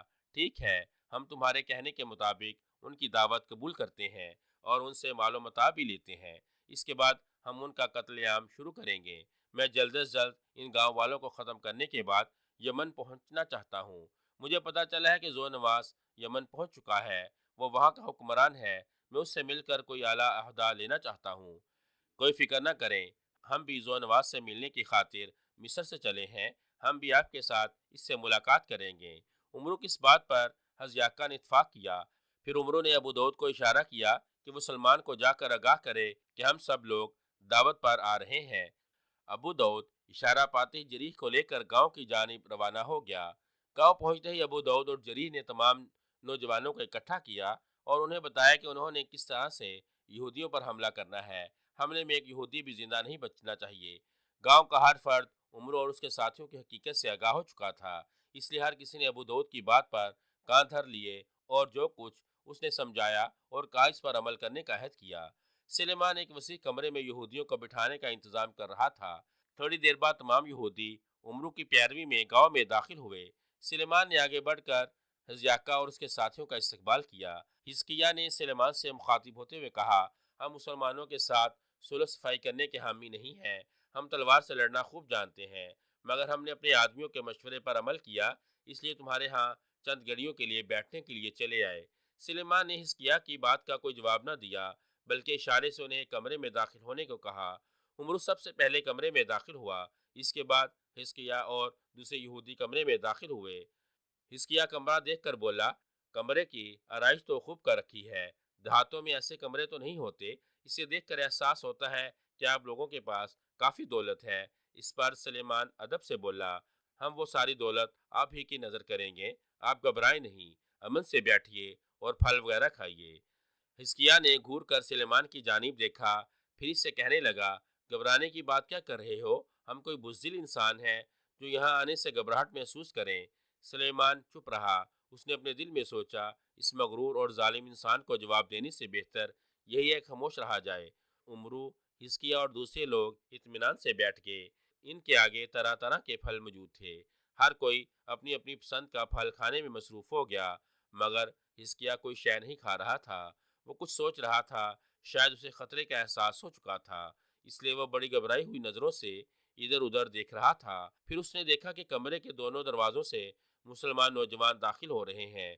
पहले तो उसने कोई ख्याल न किया, मगर जब एक एक मुसलमान एक एक यहूदी के सर पर जा खड़ा हुआ तो उसने सुलेमान की जानिब देखते हुए कहा, ये क्या हमाकत है? अपने आदमियों को हमारे सरों पर क्यों खड़ा होने दिया है? सुलेमान बोला, हजूर की इज्जत अफसाई के लिए। फिर हिजकिय्याह ने अबू दाऊद और जरीह को कमरे में दाखिल होते हुए देखा। उनकी आमद पर हिजकिय्याह को कुछ इत्मीनान हुआ, मगर अचानक अबू दाऊद ने अपने दोनों हाथ बुलंद किए। हाथों के बुलंद होते ही मुसलमानों ने खंजर निकाले और यहूदियों पर टूट पड़े। हिजकिय्याह उसी वक्त अपनी जगह से उठकर खड़ा हो गया। उसने उमरू की जानिब देखा। उमरू ने अपनी तलवार निकाल ली। हिजकिय्याह ने समझा शायद इसने मुसलमानों के साथ लड़ने के लिए तलवार निकाल ली है, मगर उमरू ने आगे बढ़कर अपनी तलवार हिजकिय्याह के सीने में पार कर दी। हिजकिय्याह का दिल दो टुकड़े होकर रह गया। वो सिर्फ इतना कहकर मर गया कि हम धोखा खा गए। दूसरे मुसलमान नौजवान और अबू दाऊद ने एक भी यहूदी को कमरे से बाहर न जाने दिया और एक एक को मौत के घाट उतार दिया। जब तमाम यहूदी मारे गए तो उमरू ने उसी वक्त सबको एक लंबा चौड़ा गड़ा खोदने को कहा, जिस पर गांव का हर छोटा फर्द गड़ा खोदने में लग गया। थोड़ी ही देर बाद गड़ा तैयार हो गया। उमरू ने दूसरे मुसलमानों के साथ मिलकर तमाम यहूदियों की लाशें उस गड्ढे में डाली। इसके बाद मट्टी डालकर घड़ा जमीन के बराबर कर दिया। खून साफ कर दिया गया। डब्बे भी धो दिए गए। फिर इत्मीनान से उमरू, अबू दाऊद और जरीह गांव के लोगों के दरमियान बैठे। उमरू ने गांव वालों को समझाते हुए कहा, यमन पर जो नवाज काबिज हो चुका है। मैंने उसे अपने हवारियों समेत यमन जाते हुए देखा है। वो जालिम वहां पहुंचते ही मुसलमानों पर जुल्म के पहाड़ तोड़े देगा। इसीलिए आप लोगों को हर वक्त तैयार रहना होगा। जो मुसीबत ज़दा मुसलमान यहाँ आए, आप लोग उसे पनाह दें। इसके अलावा आपको खुद भी हर वक्त तैयार रहना होगा। मुमकिन हो सकता है जो नवाज हराम के ज़रिए आप लोगों पर मुसीबत के पहाड़ तोड़ दे। वो बहुत बड़ा जादूगर है। इसके पास कई जिन्नात और भूत हैं, मगर आप लोगों को घबराने की ज़रूरत नहीं। आप दिन रात अल्लाह ताला का जिक्र करें। इस पर हैराम आप लोगों पर काबू न पा सकेगा। हम खुद भी यहूदियों के बेस में यमन जा रहे हैं। हम वहां पहुंचकर जोनवास और उसके साथियों को ख़त्म करने की कोशिश करेंगे ताकि यहूदियों की बालादस्ती ख़त्म हो जाए। इसके अलावा हमने शहजादा फैसल, शहजादी बल्कीस और मलका आलिया का भी पता चलाना है। शाही यमन को तो हैराम पहले ही ले जा चुका है, मगर बाकी के शाही अफराद यमन में मौजूद हैं।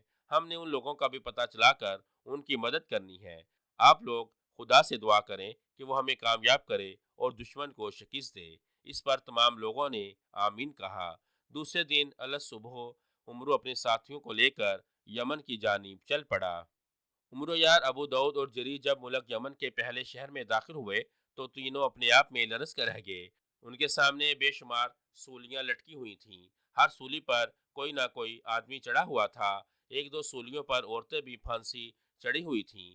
شہر ویران اور سنسان پڑا تھا۔ یہودی فوجی یمنی سپاہیوں کے ہمراہ چل پھر رہے تھے۔ عمرو یمنی سپاہیوں کو دیکھتے ہی سمجھ گیا کہ حرام کے شہر نے ان کو پابند کیا ہوا ہے۔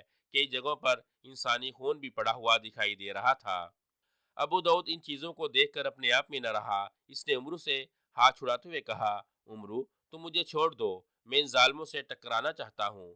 بے وقوف نہ بنو ابو داؤد، یہ وقت جوش میں آنے کا نہیں، ہم نے ابھی بہت سے کام سر انجام دینے ہیں۔ شہزادہ اور شہزادی کے علاوہ ملکہ یمن کا پتہ چلا کر ان سب کو یہودیوں کی قید سے رہا کروانا ہے۔ یمنی سپاہی کے سر سے حرام کا جادو ختم کروانا ہے، یمن کے لوگوں کو اپنے ساتھ ملانا اور یہودیوں سے لڑنا ہے۔ ابو داؤد، ہم نے بہت کچھ کرنا ہے، اگر تم اس وقت جوش میں آ گئے تو سارا بھانڈا پھوٹ جائے گا اور ہم بے موت مارے جائیں گے۔ ابو داؤد نے اپنے سینے پر ہاتھ مارتے ہوئے کہا، عمرو تم ٹھیک کہتے ہو، مگر مجھ سے یہ سب کچھ برداشت نہیں ہو رہا۔ وہ دیکھو، سامنے والی سولی پر ایک جوان عورت لٹکی ہوئی ہے، اس کے پیروں کے نیچے ایک معصوم بچہ مرا پڑا ہے۔ تم اس ظلم کو دیکھ کر برداشت کر سکتے ہو، مگر مجھ سے یہ برداشت نہیں ہو رہا۔ جریح نے بھی عمرو سے مخاطب ہوتے ہوئے کہا، عمرو میرا بھی خون کھو رہا ہے۔ ظالم یہودیوں نے جس بے دردی سے میرے بیوی بچوں کو شہید کیا تھا، آج مجھے ان کی یاد نے تڑپا کر رکھ دیا ہے۔ پہلے میں اپنی جان بچا کر یمن سے نکل گیا تھا، مگر آج میں ان سے انتقام لینے کے بعد یمن سے جاؤں گا۔ صبر کرو میرے بھائیو، ذرا صبر سے کام لو۔ اتنے میں عمرو کو اپنے سامنے سے چند یہودی سپاہی اپنی جانب آتے ہوئے دکھائی دیے۔ عمرو بولا، یہودی سپاہی ہماری طرف آ رہے ہیں، اپنے آپ پر قابو پا کر رکھیں، میں خود ان سے بات کروں گا، آپ کوئی بات نہ کریں۔ اتنے میں یہودی عمرو کے نزدیک پہنچ گئے۔ ایک یہودی نے عمرو سے مخاطب ہوتے ہوئے کہا، غالباً آپ لوگ مصر سے آئے ہیں، کیا وہاں ہماری قوم کو پتہ چل گیا کہ یہودی یمن پر قابض ہو گئے ہیں؟ عمرو نے جواب دیا، اس بات کا بھی پتہ نہیں چلا، مگر ہم نے اپنے میں سے ایک آدمی کو مصر روانہ کر دیا ہے، وہ جا کر اپنی قوم کو آگاہ کر دے گا کہ یمن پر ہم لوگ قابض ہو گئے ہیں۔ ہمیں اس بات کا پتہ بحیرہ احمر کے قریب چلا تھا، لہٰذا ہم نے سیدھا یمن کا رخ اختیار کیا اور ایک کو وہیں سے مصر روانہ کر دیا۔ سپاہی نے کہا، ہم نے اپنی قوم کے لوگوں کے لیے یمن کے ہر شہر میں سرائے قائم کیے ہیں، آپ بھی ادھر ادھر گھومنے کی بجائے سرائے میں چلے جائیں، کیونکہ ابھی حالات ٹھیک نہیں۔ مسلمانوں کے کئی گروہ لڑائی جھگڑا کرنے کے لیے کہیں نہ کہیں سے آ جاتے ہیں، اس لیے ہم نہیں چاہتے کہ آپ لوگ ان کے ہاتھ آ جائیں، اس بات کا خطرہ موجود ہے۔ ہم زور نواز سے ملنے کے خواہش مند ہیں، آپ اس سے ابھی نہیں مل سکتے، کچھ دنوں کے بعد آپ اس سے مل سکتے ہیں۔ وہ کیوں؟ عمرو کے پوچھنے پر یہودی سپاہی نے جواب دیا، پورے یمن پر قابو پانے کے لیے بھی کچھ کیا جا رہا ہے، زور نواز بہت مصروف ہے، اس لیے آپ اسے نہیں مل سکتے، لیکن ہم اس شہر کی سرائے میں نہیں ٹھہریں گے، ہم اگلے شہر میں جا کر رہائش اختیار کریں گے۔ اس پر یہودی سپاہی نے جواب دیا، اگلے شہر چلے جائیں، اگر اس کے لیے آپ کو گھوڑوں کی ضرورت ہے تو وہ آپ کو ہم فراہم کیے دیتے ہیں۔ عمرو بولا، اس سے اچھی بات اور کیا ہو سکتی ہے، اگر آپ ہمیں گھوڑے دلوا دیں تو اس سے ہمارا سفر آسان ہو جائے گا۔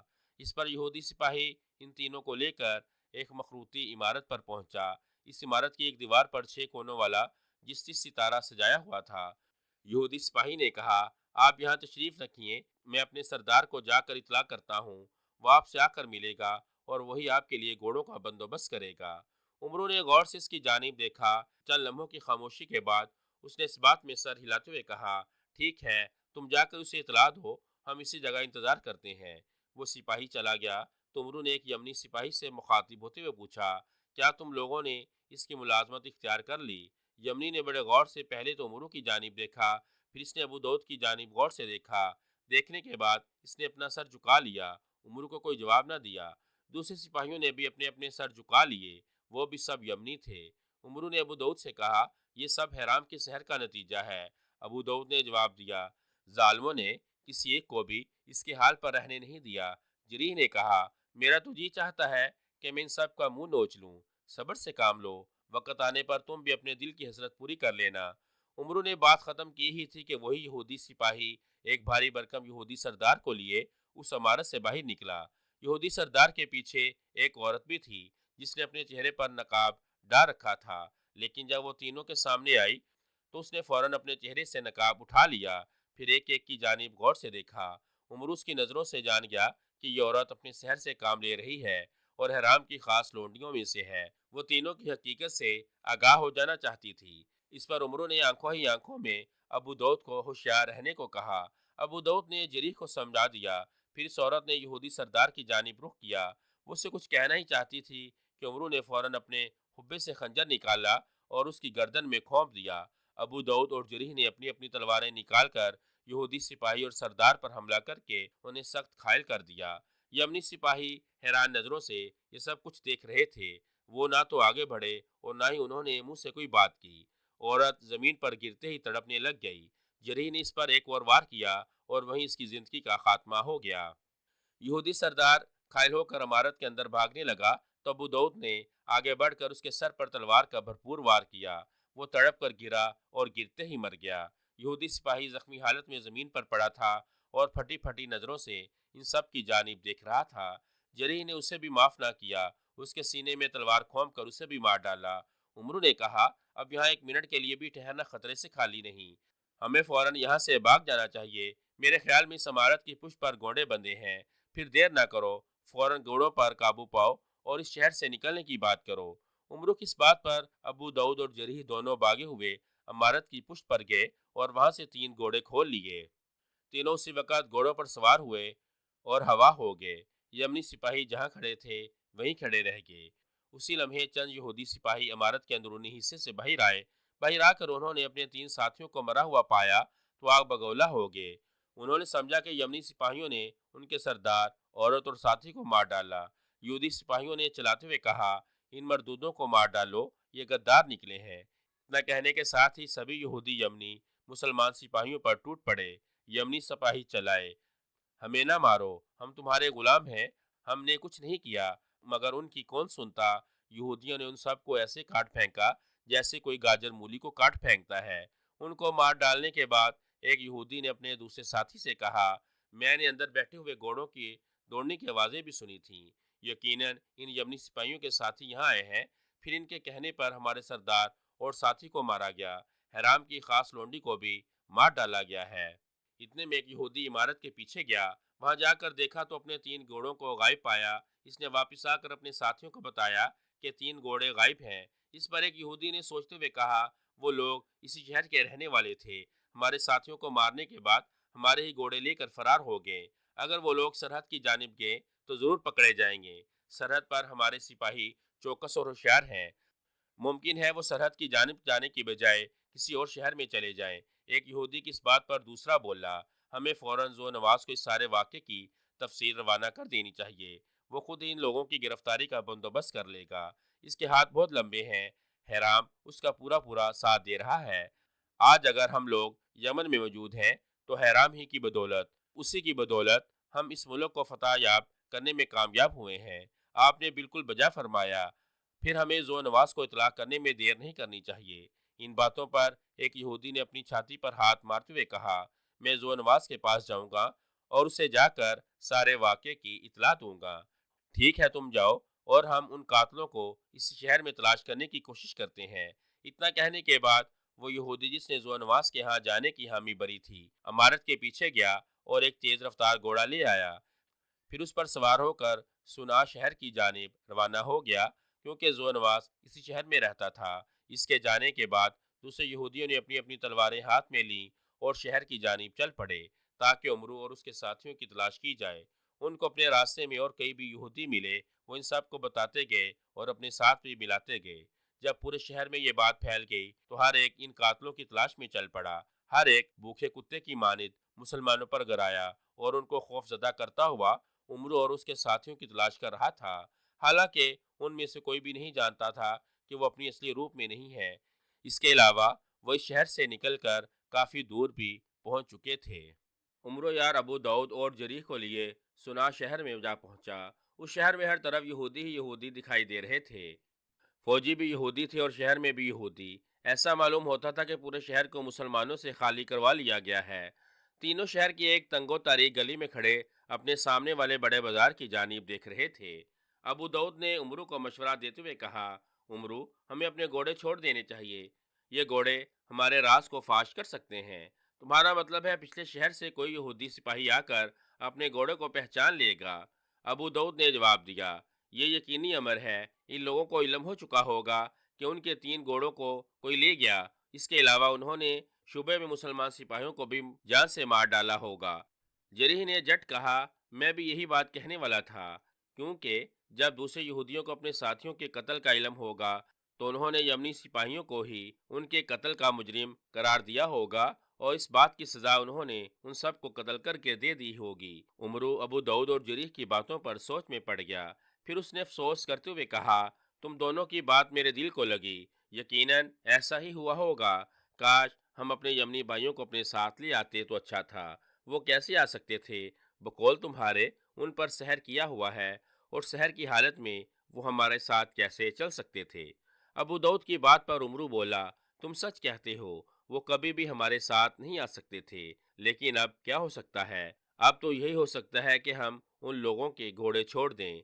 जिरी की इस बात पर उमरू ने जवाब दिया, तुम ठीक कहते हो, इन घोड़ों को इसी गली के दूसरे रास्ते पर छोड़ देना चाहिए। लोगों की आमदोरफ्त बहुत कम है, कोई भी ना जान सकेगा ये घोड़े कहाँ से आए या इन लोगों ने उनको छोड़ा है। उमरू की इस बात पर तीनों अपने अपने घोड़े से उतरे। फिर उनका रुख गली के दूसरे रास्ते की जानिब करते हुए उनको दौड़ा दिया। यूं ही घोड़े दौड़े, वो खुद भी तीनों गली से निकलकर बाजार में आ गए।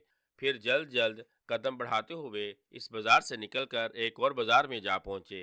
इस नए बाजार में उन्होंने एक ही और मंजर देखा।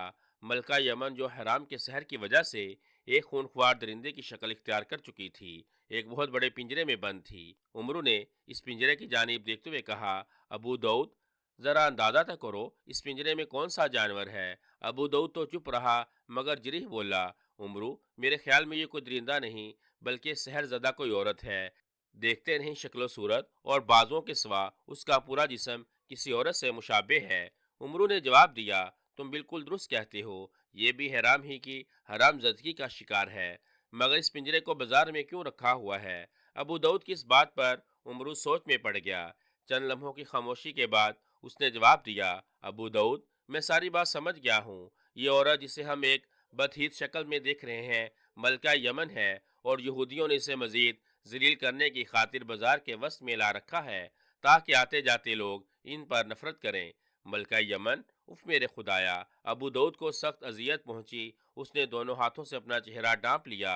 जरीह ने गौर से मलका की जानिब देखा, फिर उमरू की बात की तायीद करते हुए बोला, उम्र की बात दुरुस्त है। इस औरत का लिबास गो काफी पुशीदा हो चुका है, लेकिन इससे यही पता चलता है कि मामूली औरत ऐसा लिबास नहीं पहन सकती। उमरू दांत पीसते हुए बोला, जालमों ने जुल्म की इंतहा कर दी। अबू दाऊद की आंखों में आंसू भर आए। वो उमरू से मुखातिब होते हुए बोला, उमरू, मुझसे ये जुल्म बर्दाश्त नहीं हो रहा। तो मुझे इजाज़त दो कि मैं इन जालमों से जा टकराऊं। मैं मरते मरते भी कि ये कोले मरूंगा। तुम ठीक कहते हो अबू दाऊद, जैसा इंतकाम का शोला तेरे सीने में भड़क रहा है, उससे कहीं बढ़कर मेरे सीने में भड़क रहा है। मगर मैं सब्र व ज़बत से काम ले रहा हूँ, क्योंकि अभी हमने शहजादी बल्कीस और शहजादा फैसल का भी पता चलाना है।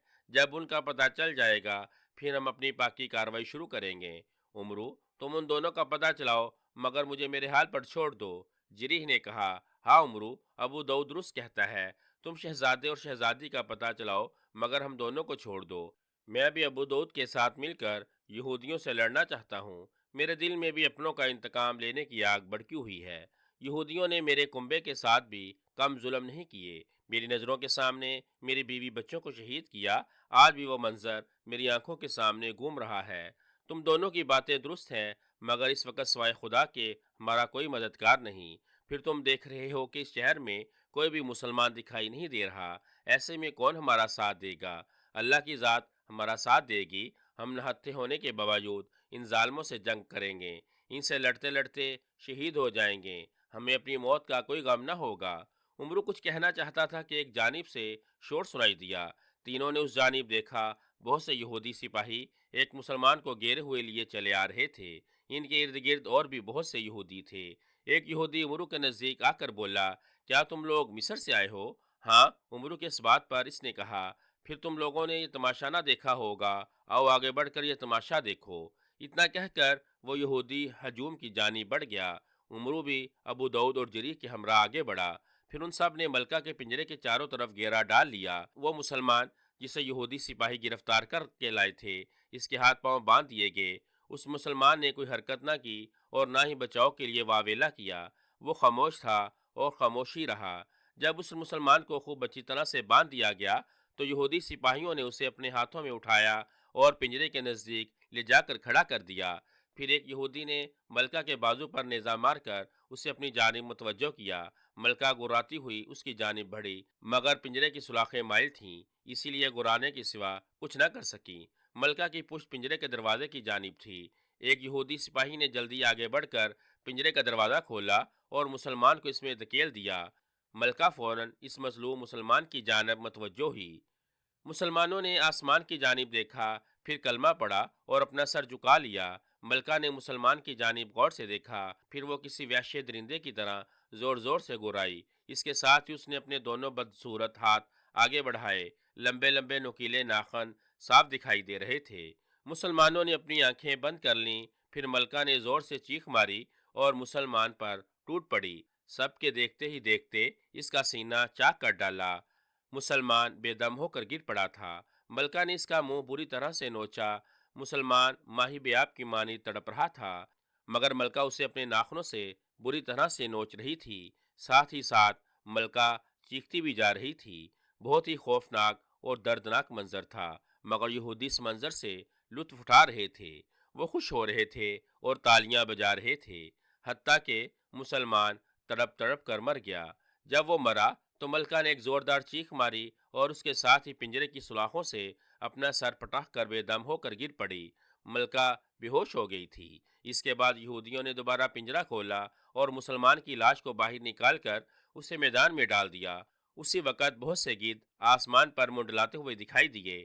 یہودی اسی وقت منتشر ہونے شروع ہو گئے۔ ابو داؤد جو پہلے ہی بھڑکا ہوا تھا، جب اس نے یہ دردناک منظر دیکھا تو اس سے برداشت نہ ہو سکا۔ اس نے اسی وقت میان سے تلوار نکال لی۔ عمرو نے اسے روکنے کی کوشش کی، مگر وہ اللہ اکبر کا نعرہ مارتا ہوا یہودیوں پر ٹوٹ پڑا۔ جریح سے بھی برداشت نہ ہو سکا، اس نے بھی ابو داؤد کی پیروی میں تلوار نکال لی اور اپنے آس پاس کھڑے یہودیوں پر بجلی بن کر ٹوٹ پڑا۔ عمرو نے جو یہ حال دیکھا تو اس نے اپنے دل میں سوچا، اب یہاں سے بھاگ جانا بہادری یا عقل مندی نہیں، ایسے میں ابو داؤد اور جریح کا پورا ساتھ دینا چاہیے۔ اللہ کو جو منظور ہوگا وہ ہو کر رہے گا۔ یہ سوچتے ہی عمرو نے اپنی تلوار نکال لی اور نعرہ مارتا ہوا وہ بھی یہودی سپاہیوں پر ٹوٹ پڑا۔ دوسرے یہودی حیران ہو رہے تھے کہ یہ کیسے یہودی ہیں جو اپنے ہی بھائی بندوں سے جنگ کر رہے ہیں۔ ان کی سمجھ میں کوئی بات نہیں آ رہی تھی، ہر کوئی تذبذب کے عالم میں تھا۔ عمرو یار ابو داؤد اور جریح یہودیوں کی اسی حیرانگی اور پریشانی کا پورا فائدہ اٹھا رہے تھے۔ وہ یہودیوں کو بڑی بدردی سے کاٹ رہے تھے۔ جب یہودیوں کی سمجھ میں کوئی بات نہ آئی تو انہوں نے بھی مقابلے کی ٹھان لی۔ ان میں سے ایک نے چلا کر کہا، بھائیو، یقیناً یہ لوگ ہمارے دشمن ہیں، ہمیں تباہ کرنے کی خاطر انہوں نے ہمارا بیس اختیار کیا ہوا ہے۔ یہودی سپاہی کی اس بات پر ارد گرد کے تمام یہودی ان تینوں پر ٹوٹ پڑے، مگر ابو داؤد کی دلیری، جریح کی پھرتی اور عمرو کی چلاکی ایسی تھی کہ انہوں نے یہودیوں کو کامیاب نہ ہونے دیا۔ وہ جس طرف بڑھتے تھے یہودیوں کو کاٹ پھینکتے تھے۔ اتنے میں ایک یہودی دوڑا ہوا شاہی محل میں گیا۔ زو نواز سے مل کر اسے سارے حالات سے آگاہ کرتے ہوئے بولا، حضور، اگر آپ نے فوری طور پر ان تینوں وحشیوں کا بندوبست نہ کیا تو وہ سنا سے یہودیوں کو ختم کر دیں گے۔ زو نواز نے دان پیستے ہوئے کہا، ناممکن، ناممکن۔ وہ تو کیا، اگر اس ملک کے تمام مسلمان بھی اکٹھا ہو کر آ جائیں تو ہمارا کچھ نہیں بگاڑ سکتے۔ حضور، میں یقین سے کہتا ہوں کہ ہمارے خلاف زبردست سازش ہوئی ہے۔ پچھلے شہر میں جو کچھ ہوا ہے وہ بھی کسی سازش کے تحت ہی ہوا ہے۔ میں سب کچھ جان چکا ہوں، گھبرانے کی کوئی ضرورت نہیں۔ تم جاؤ اور ان تینوں کا ڈٹ کر مقابلہ کرو۔ میں ابھی اپنے استاد عظیم حرام سے مل کر اسے سارے حالات سے آگاہ کرتا ہوں۔ زو نواز کی اس بات پر وہ یہودی اسی وقت محل سے باہر نکل گیا۔ اس کے بعد زو نواز محل کے ایک ایسے کمرے میں پہنچا جہاں حرام کا بت رکھا ہوا تھا۔ اس بت کے ارد گرد لاتعداد انسانی کھوپڑیاں پڑی ہوئی تھیں۔ زو نواز نے حرام کے بت پر جو کپڑا پڑا تھا اسے ہٹایا۔ بت کی زبان باہر نکلی ہوئی تھی اور اس پر 6 کونوں والے ستارے کا نشان بنا ہوا تھا۔ زو نواز نے آگے بڑھ کر بت کی زبان کو بوسہ دیا، پھر 2 زانو ہو کر بیٹھ گیا اور 2 انسانی کھوپڑیوں کو اٹھا کر انہیں اپنے سر کے گرد گھمانے لگا۔ پھر وہ کھوپڑیاں اس کے ہاتھ سے نکل کر اڑنے لگیں، اڑتے اڑتے کمرے سے باہر نکل گئیں۔ زو نواس بولا، استاد محترم آ جاؤ، دشمن ہمارے دروازے پر دستک دے رہے ہیں، ہمارے خداوند کے کان بہرے ہو گئے ہیں اور ہم برف سے پھسل کر گڑھوں میں گرنے کے قریب ہیں۔ استاد محترم، ایک بار پھر اپنے روب اور اپنی طاقت کی شان دکھا۔ شمعون کی تلواریں ہمارے ارد گرد ہیں، ہم ان کو گن بنانے کے لیے تیری طاقت کے محتاج ہیں۔ اے استاد محترم، جب تو آ جائے گا تو تیرا ہاتھ ہمارے دشمنوں کی گردن پر ہوگا، وہ تڑپ تڑپ کر جان دے دیں گے اور ہم تیرے محل کے لیے گھی کے چراغ تیار کریں گے۔ اپنے سمپولیے بھیج تاکہ وہ دشمن کے گھوڑوں کی ایڑیوں پر کاٹ کر انہیں گرا دیں، اپنے عقاب بھیج تاکہ وہ دشمن کی آنکھ پر حملہ کر کے انہیں اندھا کر دیں۔ اے استاد محترم، اپنے سور سے خداوند کو جگا دے، وہ پھر سے ہماری ڈھال بن جائے، یمن میں ہمارے اور دشمن کے مابین ایک مضبوط دیوار بن جائے۔ اے استاد محترم، اب دیر نہ کر، ایسا نہ ہو دشمن کی تاریکیاں ہمارے روشن سورج کو نگل جائیں۔ زو نواس گڑ گڑا رہا تھا، اتنے میں محل لرز اٹھا۔ زو نواس اٹھ کر کھڑا ہو گیا اور بولا، میں حاضر ہوں، میں حاضر ہوں۔ اے استاد محترم، اپنے خداوند کو ذریعہ تخت پر بٹھا دے اور تو ہمارے سامنے آ کر ہمیں وہ راستہ بتا کہ جس سے ہم دشمن کو اپاہج اور اندھا بنا دیں۔ ایک بار پھر محل لرزا اور اس کے ساتھ ہی حیرام زونواس کے سامنے آ کھڑا ہوا۔ زونواس نے آگے بڑھ کر اسے سجدہ کیا۔ حیرام نے اسے زمین پر سے اٹھایا، اس کی پیشانی کو بوسہ دیا اور بولا، زونواس، تو نے اپنے آباء و اجداد کی سلطنت کے لیے بہت قربانی دی، تو نے زمانے بھر کی خاک چھانی، تو نے دشمنوں کی نشاندہی کر کے یہودی سلطنت کو ان کی مکاریوں سے محفوظ رکھا، مگر بسا اوقات چمگادڑ کے منحوس پروں کا سایہ تیری عقل پر پڑ جاتا اور تو روشنی میں اندھا ہو جاتا۔ یمن کے شمال میں ایک بہت بڑا گاؤں ہے، اس گاؤں میں سلیمان نامی ایک شخص کو عزت و احترام حاصل ہے، وہ اپنے مذہب کے شدائی ہیں اور سب سے بڑھ کر یہ ان سب کا آپس میں بے حد اتفاق ہے۔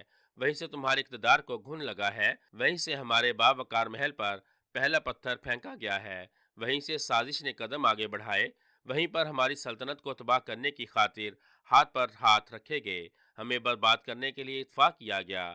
تم نے کچھ کیا، کچھ نہیں کیا، تم یمن کے شہر پھلانگ کر اس شاہی محل میں آ بیٹھے، ہم نے اپنے شہر سے یمن کے شہریوں اور فوجیوں کو تیرے مطیع کر دیا، تم نے یہ سمجھا کہ پورا یمن تمہارے قدموں میں آن پڑا، اب فکر کرنے اور دشمن کی جانب سے باخبر ہونے کی کوئی ضرورت نہیں۔ یہی تمہاری سوچ تھی اور تمہاری اسی سوچ کی بدولت عظیم سلطنت کے کئی بے گناہوں کو دشمنوں کے ہاتھوں مرنا پڑ گیا ہے۔ تم نے یاد کیا، ہم آگے سنا کہ بازاروں میں جن 3 ظالموں نے قتل و غارت شروع کر رکھی ہے، ان میں سے ایک ابو داؤد ہے، شاہ یمن کی فوجوں کا سپہ سالار، دوسرا جری ہے جس کی شاندار حویلی پر قبضہ کرنے کی خاطر ہم نے اس کے بال بچوں اور عزیز و اقارب کو موت کے گھاٹ اتار دیا تھا، اور تیسرے کو جانتے ہو کہ وہ کون ہے؟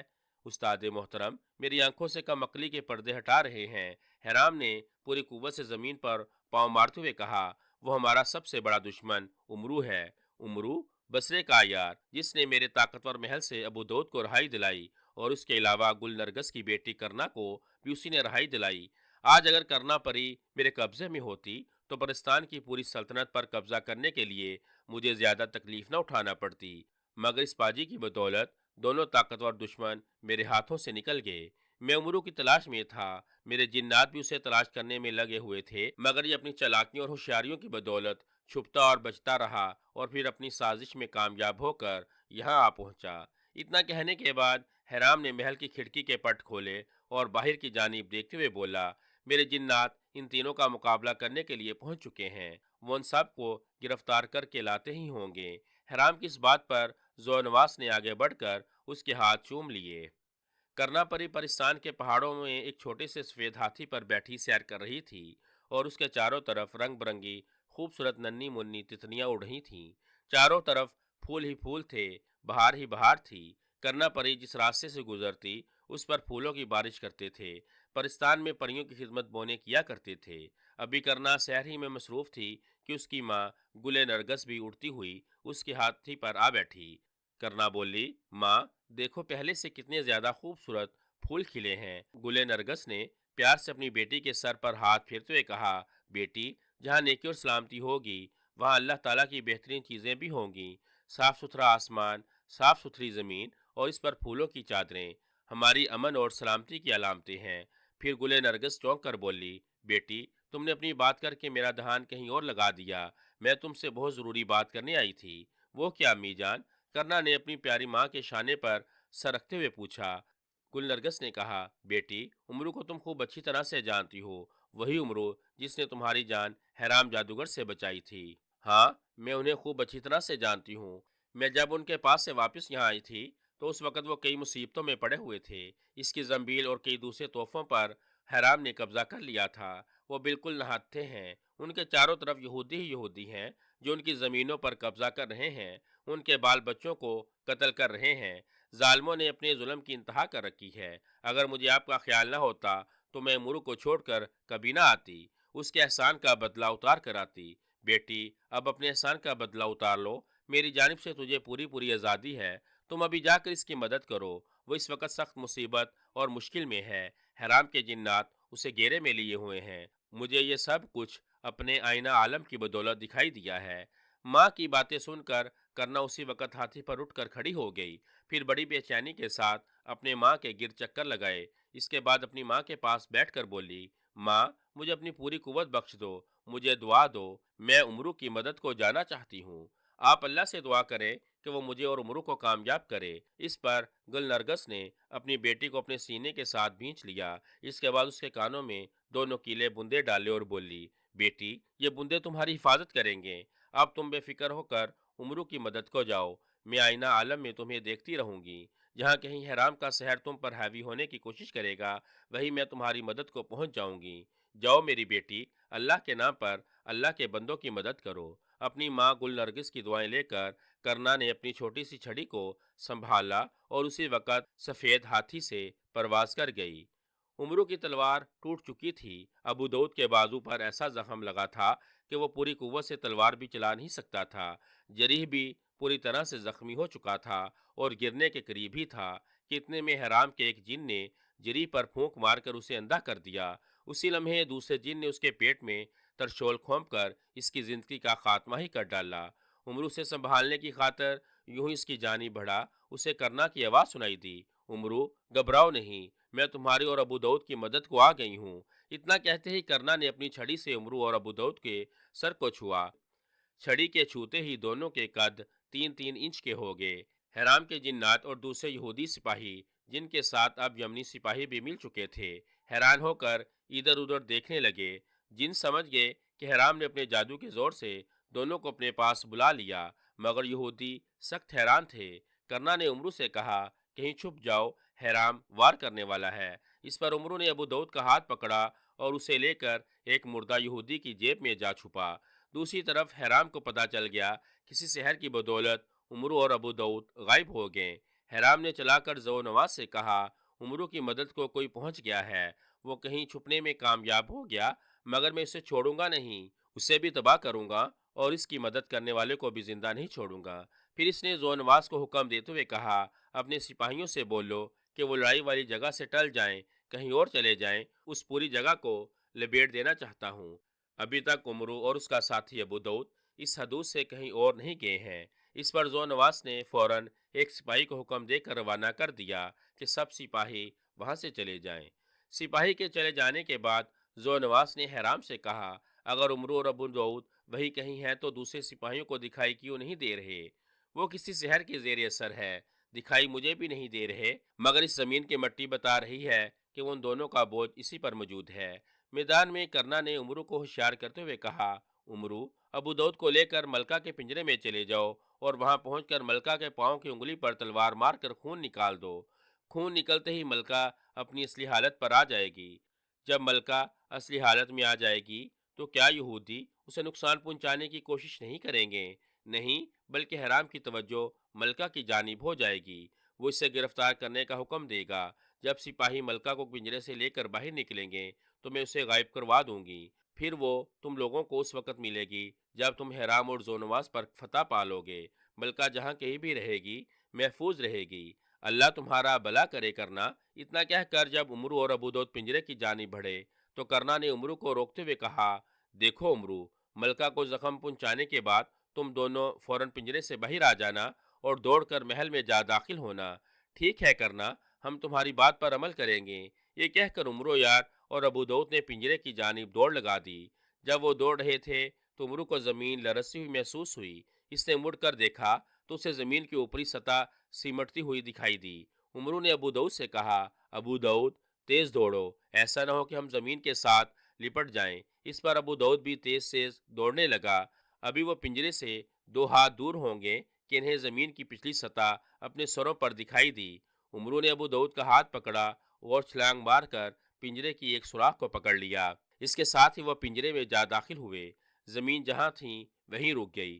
پنجرے میں پہنچتے ہی عمرو نے ابو داؤد کی تلوار سے ملکہ کے پاؤں کی انگلی کاٹ دی۔ ملکہ نے خوفناک چیخ ماری اور اس کے ساتھ ہی پنجرے کی سلاخوں سے اپنے سر کو پٹکنا شروع کر دیا۔ عمرو اور ابو داؤد فوراً پنجرے سے باہر آ گئے اور باہر آتے ہی انہوں نے محل کی جانب دوڑ لگا دی۔ ابھی وہ محل سے باہر ہی تھے کہ ملکہ اپنی اصلی حالت پر آ گئی۔ اصلی حالت پر آتے ہی ملکہ کے ہوش و حواس ٹکانے آ گئے۔ اس نے ادھر ادھر دیکھا تو فوراً سمجھ گئی کہ یہودیوں نے اسے پنجرے میں قید کر رکھا ہے، مگر اسے اس بات کا کوئی احساس نہیں تھا کہ حرام نے اپنے سحر سے اسے ایک درندہ بنا دیا تھا۔ جب ملکہ اپنی اصلی حالت پر آئی تو حرام کے بائیں ہاتھ کی انگلی کا ایک ناخن جڑ کر گر پڑا۔ حرام نے اسی وقت ایک جن کو طلب کیا اور اس سے بولا، مجھے اسی وقت ملکہ کی حالت سے آگاہ کرو۔ جن اسی وقت نظروں سے اوجھل ہو گیا۔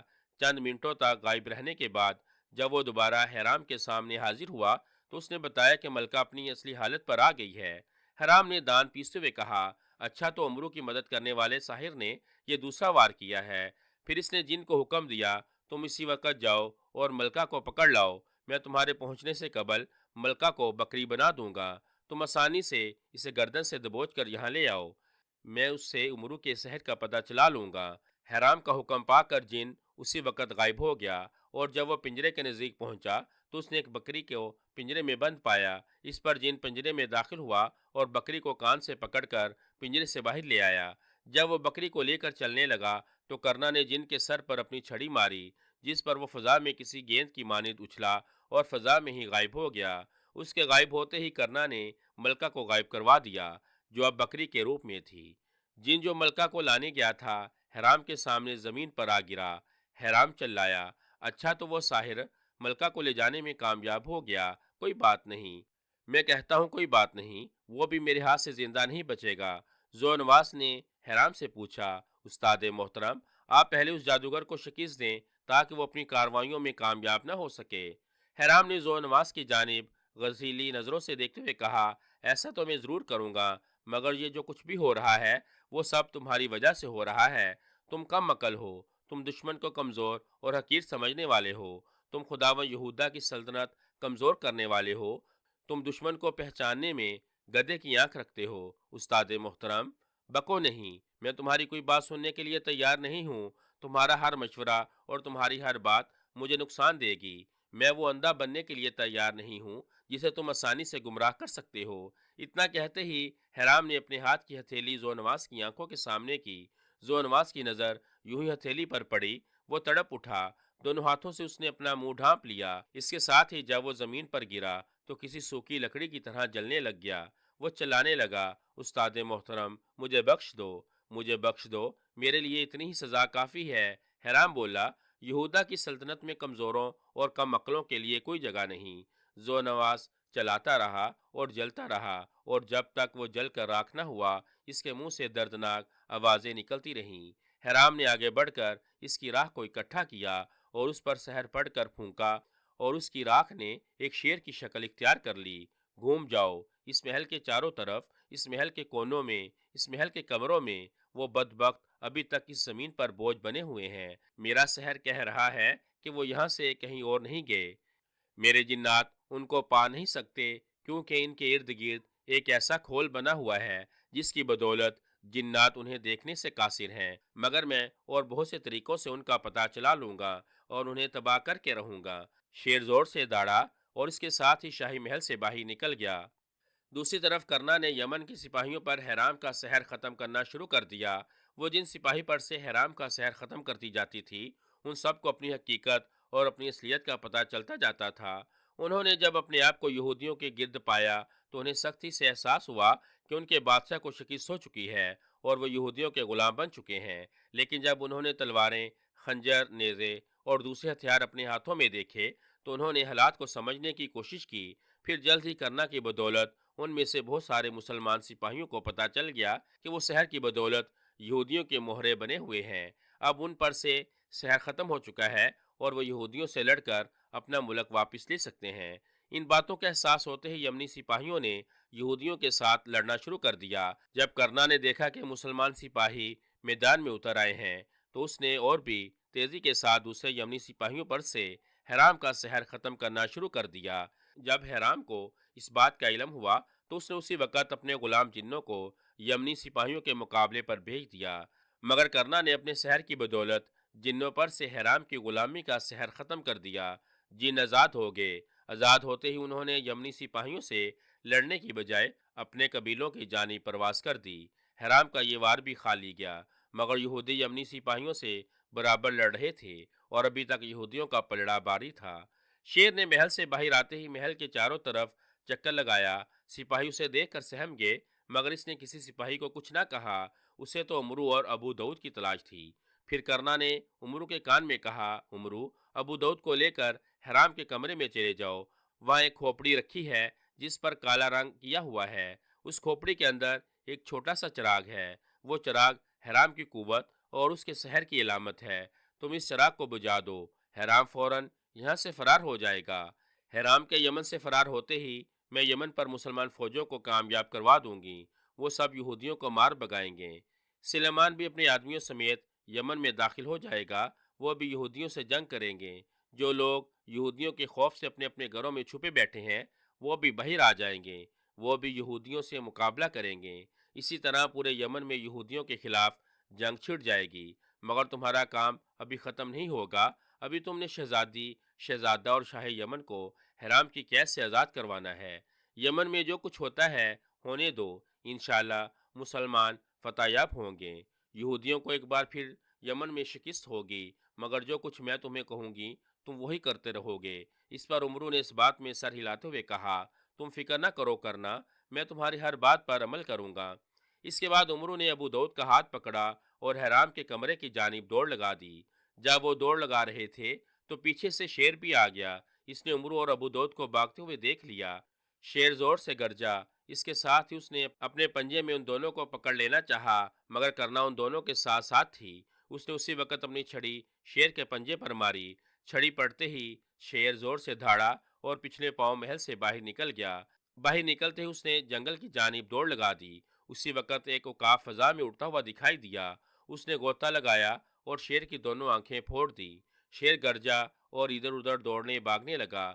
پھر عقاب نے اس کی گردن پر بیٹھ کر اس زور سے اس کی گردن پر چونچیں ماری کہ وہ تڑپ تڑپ کر مر گیا۔ اس کے بعد عقاب جدھر سے آیا تھا واپس مڑ گیا۔ محل پر پہنچ کر اس نے اپنا روپ بدلا۔ وہ حرام تھا۔ پھر حرام نے محل کے ارد گرد اپنے سحر سے ایک ایسی نظروں سے غائب دیوار چن دی کہ جسے کوئی بھی پھلانگ نہیں سکتا تھا۔ حرام نے فخر سے اپنے سینے پر ہاتھ مارتے ہوئے کہا، اب میں دیکھوں گا وہ چوہے کیسے یہاں سے فرار ہوتے ہیں۔ انہیں اپنا سحر ختم کر کے میرے سامنے حاضر ہونا پڑے گا۔ اس کے ساتھ ہی اس نے تکبر میں آ کر زور سے نعرہ مارا اور اپنے کمرے کی جانب چل پڑا۔ اتنے میں عمرو اور ابو داؤد دونوں سیاہ رنگ کی کھوپڑی کے نزدیک پہنچ چکے تھے۔ عمرو نے کان کے راستے دیکھا کہ اس میں ایک چھوٹا سا چراغ جل رہا ہے۔ عمرو نے ابو داؤد کے کندھے پر سوار ہو کر کان کے راستے سے ہی کھوپڑی کے اندر چھلانگ لگا دی۔ پھر اللہ کا نام لیا اور چراغ پر پے در پے پھونکے مار کر اسے بجھا دیا۔ چراغ کے بجھتے ہی کھوپڑی ایک زوردار دھماکے کے ساتھ پھٹ گئی۔ عمرو بڑی مشکل سے بچا۔ چراغ کے بجھتے ہی حرام نے ڈولنا شروع کر دیا۔ وہ جان گیا کہ اس کا چراغ سحر عمرو کے جادوگر نے بجھا دیا ہے۔ اس پر حرام نے فوراً اپنا سیاہ حبہ اپنے اوپر ڈالا اور شاہی محل سے غائب ہو گیا اور اپنے قلعہ سمسم میں جا ظاہر ہوا۔ وہاں پہنچ کر پھر اس نے اپنی سحری قوت کو اکٹھا کیا۔ اس نے انسانی خون جمع کر رکھا تھا۔ حرام نے اس خون میں کئی چیزیں ڈالیں۔ اس کے بعد ہاتھ بلند کرتے ہوئے بولا، اے وہ عظیم ساتان جس کے ہاتھوں میں سحری کی جان ہے، میں ایک بار پھر اپنے دشمنوں کو شکست دینے کے لیے تجھ سے قوت کا طلبکار ہوں۔ حرام کی اس پکار پر اسی وقت ایک خون خوار نظروں والا اژدہا ظاہر ہو گیا۔ اس نے آگے بڑھ کر حرام سے کہا، ہاں میں ایک بار پھر تیرے ہاتھ میں قوت دیتا ہوں تاکہ تو اللہ کے مقبول بندوں کو شکست دے سکے۔ وہ تیرے ہی دشمن نہیں، میرے بھی دشمن ہیں۔ अजहे की इस बात पर हैराम ने आगे बढ़कर इंसानी खून से भरा हुआ जाम उठाया और उसे गटागट पी गया। इसके बाद उसने अपनी कलाई अजहे के सामने कर दी। अजहे ने उसी वक़्त उसकी कलाई पर डसा। उसके डसते ही हैराम की सारी कुव्वत इसमें वापस आ गई। अजहा उसी वक़्त वहां से गायब हो गया। हैराम ने अपने किले की दीवारों की जानिब देखते हुए कहा, अब मैं देखूंगा उमरू का शहर कैसे मुझे शिकस्त देता है। अब मैं उमरू को भी तहस नहस करूंगा और उसके साहिर को भी। उसी वक़्त असाबील हैराम के सामने हाजिर हुआ। उसने हैराम को सजदा किया। हैराम ने उससे कहा, मैंने खुदावंद यहूदा की सल्तनत को नुकसान देने वाले को जान से मार डाला है। हैराम की इस बात पर असाबील ने हैरान नज़रों से हैराम की जानिब देखा। हैराम बोला, जो नवाज इस काबिल नहीं था कि उसे खुदावंद यहूदा की सल्तनत सौंप दी जाए, वो बुज़दिल और कम अकल साबित हुआ। उसने यमन के चारों तरफ मजबूत दुश्मनों को जिंदा छोड़ दिया था। मैंने उसे जान से मार डाला क्योंकि यही इसकी सजा थी। इसके बाद इसने आगे बढ़कर असाबील के शानों पर हाथ रखा और उससे बोला, मैं तुम्हें अफरीतों की फौज देता हूँ। तुम उनको ले जाकर यमन के मुसलमानों पर टूट पड़ो। मेरे अफरीत मुसलमानों को कच्चा ही चबा डालेंगे। तुम तलवार से काम लेना और अफरीत अपनी खौफनाक सूरतों और तेज दांतों से काम लेंगे। इतना कहने के बाद हैराम ने फजा में कई बार अपने हाथ दाएं और बाएं घुमाए। यूं यूं वो हाथ घुमाता जाता, उससे शोर सुनाई देता जाता, हत्ता कि वो शोर गुल दूर होता गया। फिर खामोशी छा गई। हैराम ने साबील से मुखातिब होते हुए कहा, अफरीद यमन की सरहदों पर पहुंच चुके हैं। तुम जाओ, मैंने उन सबको तुम्हारे मुती कर दिया है। तुम उनको लेकर यमन में दाखिल हो जाओ। यमन में दाखिल होते ही ये अफरीद अपना काम शुरू कर देंगे। इतना कहने के बाद हैराम ने साबील के सर पर अपना बायां हाथ रखा। इस पर वो उसी वक़्त वहां से गायब होकर अफरीतों के दरमियान जा पहुंचा। इसके बाद हैराम अपने किले के निचले कमरे में चला गया। वह उसने शहजादा फैसल, शहजादी बल्कीस और शाह यमन को कैद कर रखा था। जब हैराम इन तीनों के सामने पहुंचा तो शाह यमन ने इससे मुखातिब होते हुए कहा, जालिम, अब भी वक्त है, अपने जुल्म से बाज आ जा, हमें रिहा कर दे। हैराम मकरू मुस्कुराहट अपने लबों पर लाते हुए बोला, तुम बड़े जिद्दी और डीठ हो। बार बार वही बात करते हो जिससे मैं सुनने के लिए तैयार नहीं। मगर आज मैं तुमसे एक सौदा करने आया हूँ। वो ये कि तुम शहजादी बल्कीस की शादी मुझसे कर दो। मैं तुम्हें यमन की बादशाहत वापस किए देता हूँ। बकवास बंद करो, खबरदार जो दोबारा ऐसी बेहुदा बात करने की कोशिश की। शहजादी शादीशुदा है और उसका खावंद उमरू आज भी जिंदा है। शाह यमन की इस बात पर हैराम ने एक जोरदार कहका मारा, फिर खामोश हो गया। फजा में फूंके मारी। उसी वक़्त इन तीनों के सामने उमरू की लाश आ गई। हैराम बोला, लो, गौर से देखो, यही है ना तुम्हारा उमरू, अयार उमरू। मैंने उसे मार डाला है और उसकी लाश तुम्हारे सामने पड़ी है। क्या अब भी तुम्हें शादी से इनकार है? उमरू की लाश देखकर शाह यमन बेहोश होकर गिर पड़ा। शहजादी ने चीख चीख कर सलाखों से अपना सर पटकना शुरू कर दिया। शहजादा फैसल ने शहजादी को संभालते हुए कहा, बहन, हौसला और हिम्मत से काम लो। अगर इस वक्त हम लोगों ने हिम्मत हार दी तो ये दरिंदा हमें ख़त्म कर डालेगा। इस पर शहजादी ने अपने आप को संभाला। फिर हैराम से मुखातिब होकर बोली, मरदूद हैराम, तुझे जुल्म का बदला मिलकर रहेगा। तू मुझसे शादी की ख्वाहिश रखता है। खुदा की कसम, मैं अपनी जान दे दूंगी मगर तुझसे शादी का ख्याल कभी नहीं करूंगी और न तुझे अपने नज़दीक आने दूंगी। मैं देखूंगा तू कैसे मुझे अपने नज़दीक नहीं आने देती। इतना कहकर हैराम ने सहर पढ़कर शहजादी पर फूंक मारी। वो उसी वक़्त एक कबूतरी के रूप में हैराम के हाथों में आ गई। हैराम ने उससे कहा, लो देख लो अपना अंजाम। तुम तो मुझे अपने नज़दीक भी आने नहीं दे रही थी मगर मैंने तो तुम्हें अपने हाथों में ले लिया। शहजादा चिल्लाया, ओ नामुराद यहूदी जादूगर, अल्लाह तेरा बेड़ा गर्क करे। तुमने मेरी बहन पर सहर करके अच्छा नहीं किया। मैं तुझे जिंदा नहीं छोड़ूंगा। शहजादे की इस बात पर हैराम जोर जोर से हंसा। इसके बाद इसने शहजादे पर फूंक मारकर उसे पत्थर का बुत बना दिया। हैराम को महसूस हुआ कोई इसके चारों तरफ चक्कर काट रहा है। हैराम ने शहजादी को अपने हुब्बे की जेब में डाला। इसके बाद सहर किया तो पूरे कमरे में अंधेरा छा गया। फिर इस अंधेरे में करना परी दिखाई दी। हैराम की आवाज़ सुनाई दी, अच्छा, तो तुम उमरू की मदद कर रही हो। अच्छा हुआ जो तुम मेरे जाल में खुद ही आन फंसी। इतना कहने के बाद हैराम ने अपने मुंह से अजीबो गरीब आवाज़ें निकाली जिस पर तारीकी फौरन दूर हो गई और उसके साथ ही करना परी जंजीरों में जकड़ी हुई हैराम के कदमों में पड़ी थी। परी के इर्द गिर्द इंतहाई खौफनाक अफरीत अपनी लंबी थूथनियों समेत खड़े थे। गुलनरगिस ने आईना आलम में देखा कि उसकी बेटी को हैराम कैद करने में कामयाब हो गया।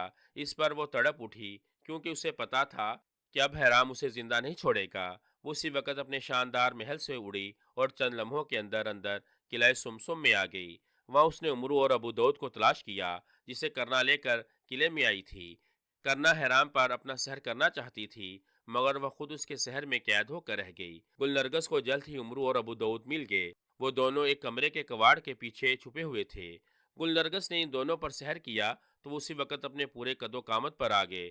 फिर गुलनरगस ने एक कमरे की जानिब इशारा करते हुए कहा, उमरू, इस कमरे में तुम्हारी जंबील पड़ी है, उसे उठा कर लाओ और हैराम को इसमें कैद कर लो। इस पर उमरू दौड़ा हुआ उस कमरे में गया। वहाँ उसे जंबील और अपनी दूसरी तमाम चीजें मिल गईं। जंबील लेकर वो गुलनरगस के कहने पर महल के निचले कमरों में गया। वहाँ हैराम ने शहजादी को कबूतरी के रूप में अपने हाथों में लिया हुआ था और वो करना से कह रहा था, तुझे अपने शहर पर बड़ा मान था, अब मैं देखूंगा उमरू और उसका साथी मेरे हाथों से कैसे बचते हैं। अभी उमरू सीढ़ियों में ही था कि गुलनरगस इसके पास आकर बोली, उमरू, शहजादी बल्कीस हैराम के हाथों में है, तुम किसी तरह से शहजादी को इसके हाथों से रिहाई दिलाओ, फिर उसे कैद करना। ऐसा न हो कि ये जंबील में कैद होते ही शहजादी की गर्दन मरोड़ दे। गुलनरगस की इस बात पर उमरू ने अबू दाऊद को अपने पास बुलाया और उसे सारी बात समझाते हुए बोला, अबू दाऊद, तुम हैराम के सामने जाकर इसे लड़ाई के लिए ललकारो और उसका ध्यान अपनी जानिब करो। इस पर अबू दाऊद ने छलांग मारी और हैराम के सामने जा खड़ा हुआ और उससे बोला, और नामुराद हराम, तुझे अपनी ताकत और अपने शहर पर बहुत गुमंड है, मगर तू मुझसे मुकाबला कर। मैं देखता हूँ कि तू मुझे कैसे शिकस्त देने में कामयाब होता है। इस पर हैराम बुरी तरह से गराया और बोला, अच्छा हुआ जो तुम मेरे सामने खुद ही आ गए, अब तेरा उस्ताद उमरू भी आ जाएगा। मैं अगर चाहूँ तो इन अफरीतों में से किसी एक को कह कर तेरा बुर्ता बना दूं, मगर तूने लड़ाई के लिए मुझे ललकारा है, इसीलिए अब मैं ही तुझसे मुकाबला करूंगा। इतना कहकर हैराम ने फिर से शहजादी को अपने हुब्बे की जेब में डाला और अबू दाऊद से मुकाबला करने को तैयार हो गया। उमरू ये देखकर परेशान हो गया, मगर गुलनरगस ने इशारा किया कि वो परेशान न हो। इसके बाद गुलनरगस ने सहर पड़ा तो शहजादी हैराम की जेब से उड़कर गुलनरगस के हाथों में आ गई। हैराम ने मुड़कर देखा। उसी वक्त उमरू ने जंबील का मुंह खोलते हुए कहा, हैराम, मेरी जंबील में अपने फरीतों समेत बंद हो जा। हैराम ने जब उमरू की जबान से ये सुना तो उसका रंग फक हो गया। उसने उसी वक्त सहर पढ़कर वहां से गायब हो जाना चाहा, मगर ऐसा न हुआ। वो बंदरों की मानद उछला। उसने कई चीज़ों पर हाथ डालकर अपने आप को जंबील से बाहर रहना चाहा, मगर वो बच न सका। अफरीद तो उमरू की बात के ख़त्म होने पर ही जंबील में बंद होकर रह गए थे, मगर हैराम सबसे आखिर में बंद हुआ। उसके जंबील में बंद होते ही किला सुमसुम लरजने लगा। उस पर गुलनरगस ने फौरन अपने शहर के जरिए उमरू, अबू दाऊद, शाह यमन, शहजादा फैसल और अपनी बेटी करना को किले से बाहर ले जाकर जंगल में जा खड़ा किया। शहजादी पहले ही उसके हाथों में थी। इसके बाद गुलनरगस ने शहजादी और शहजादे को इनके स्वरूप दिए।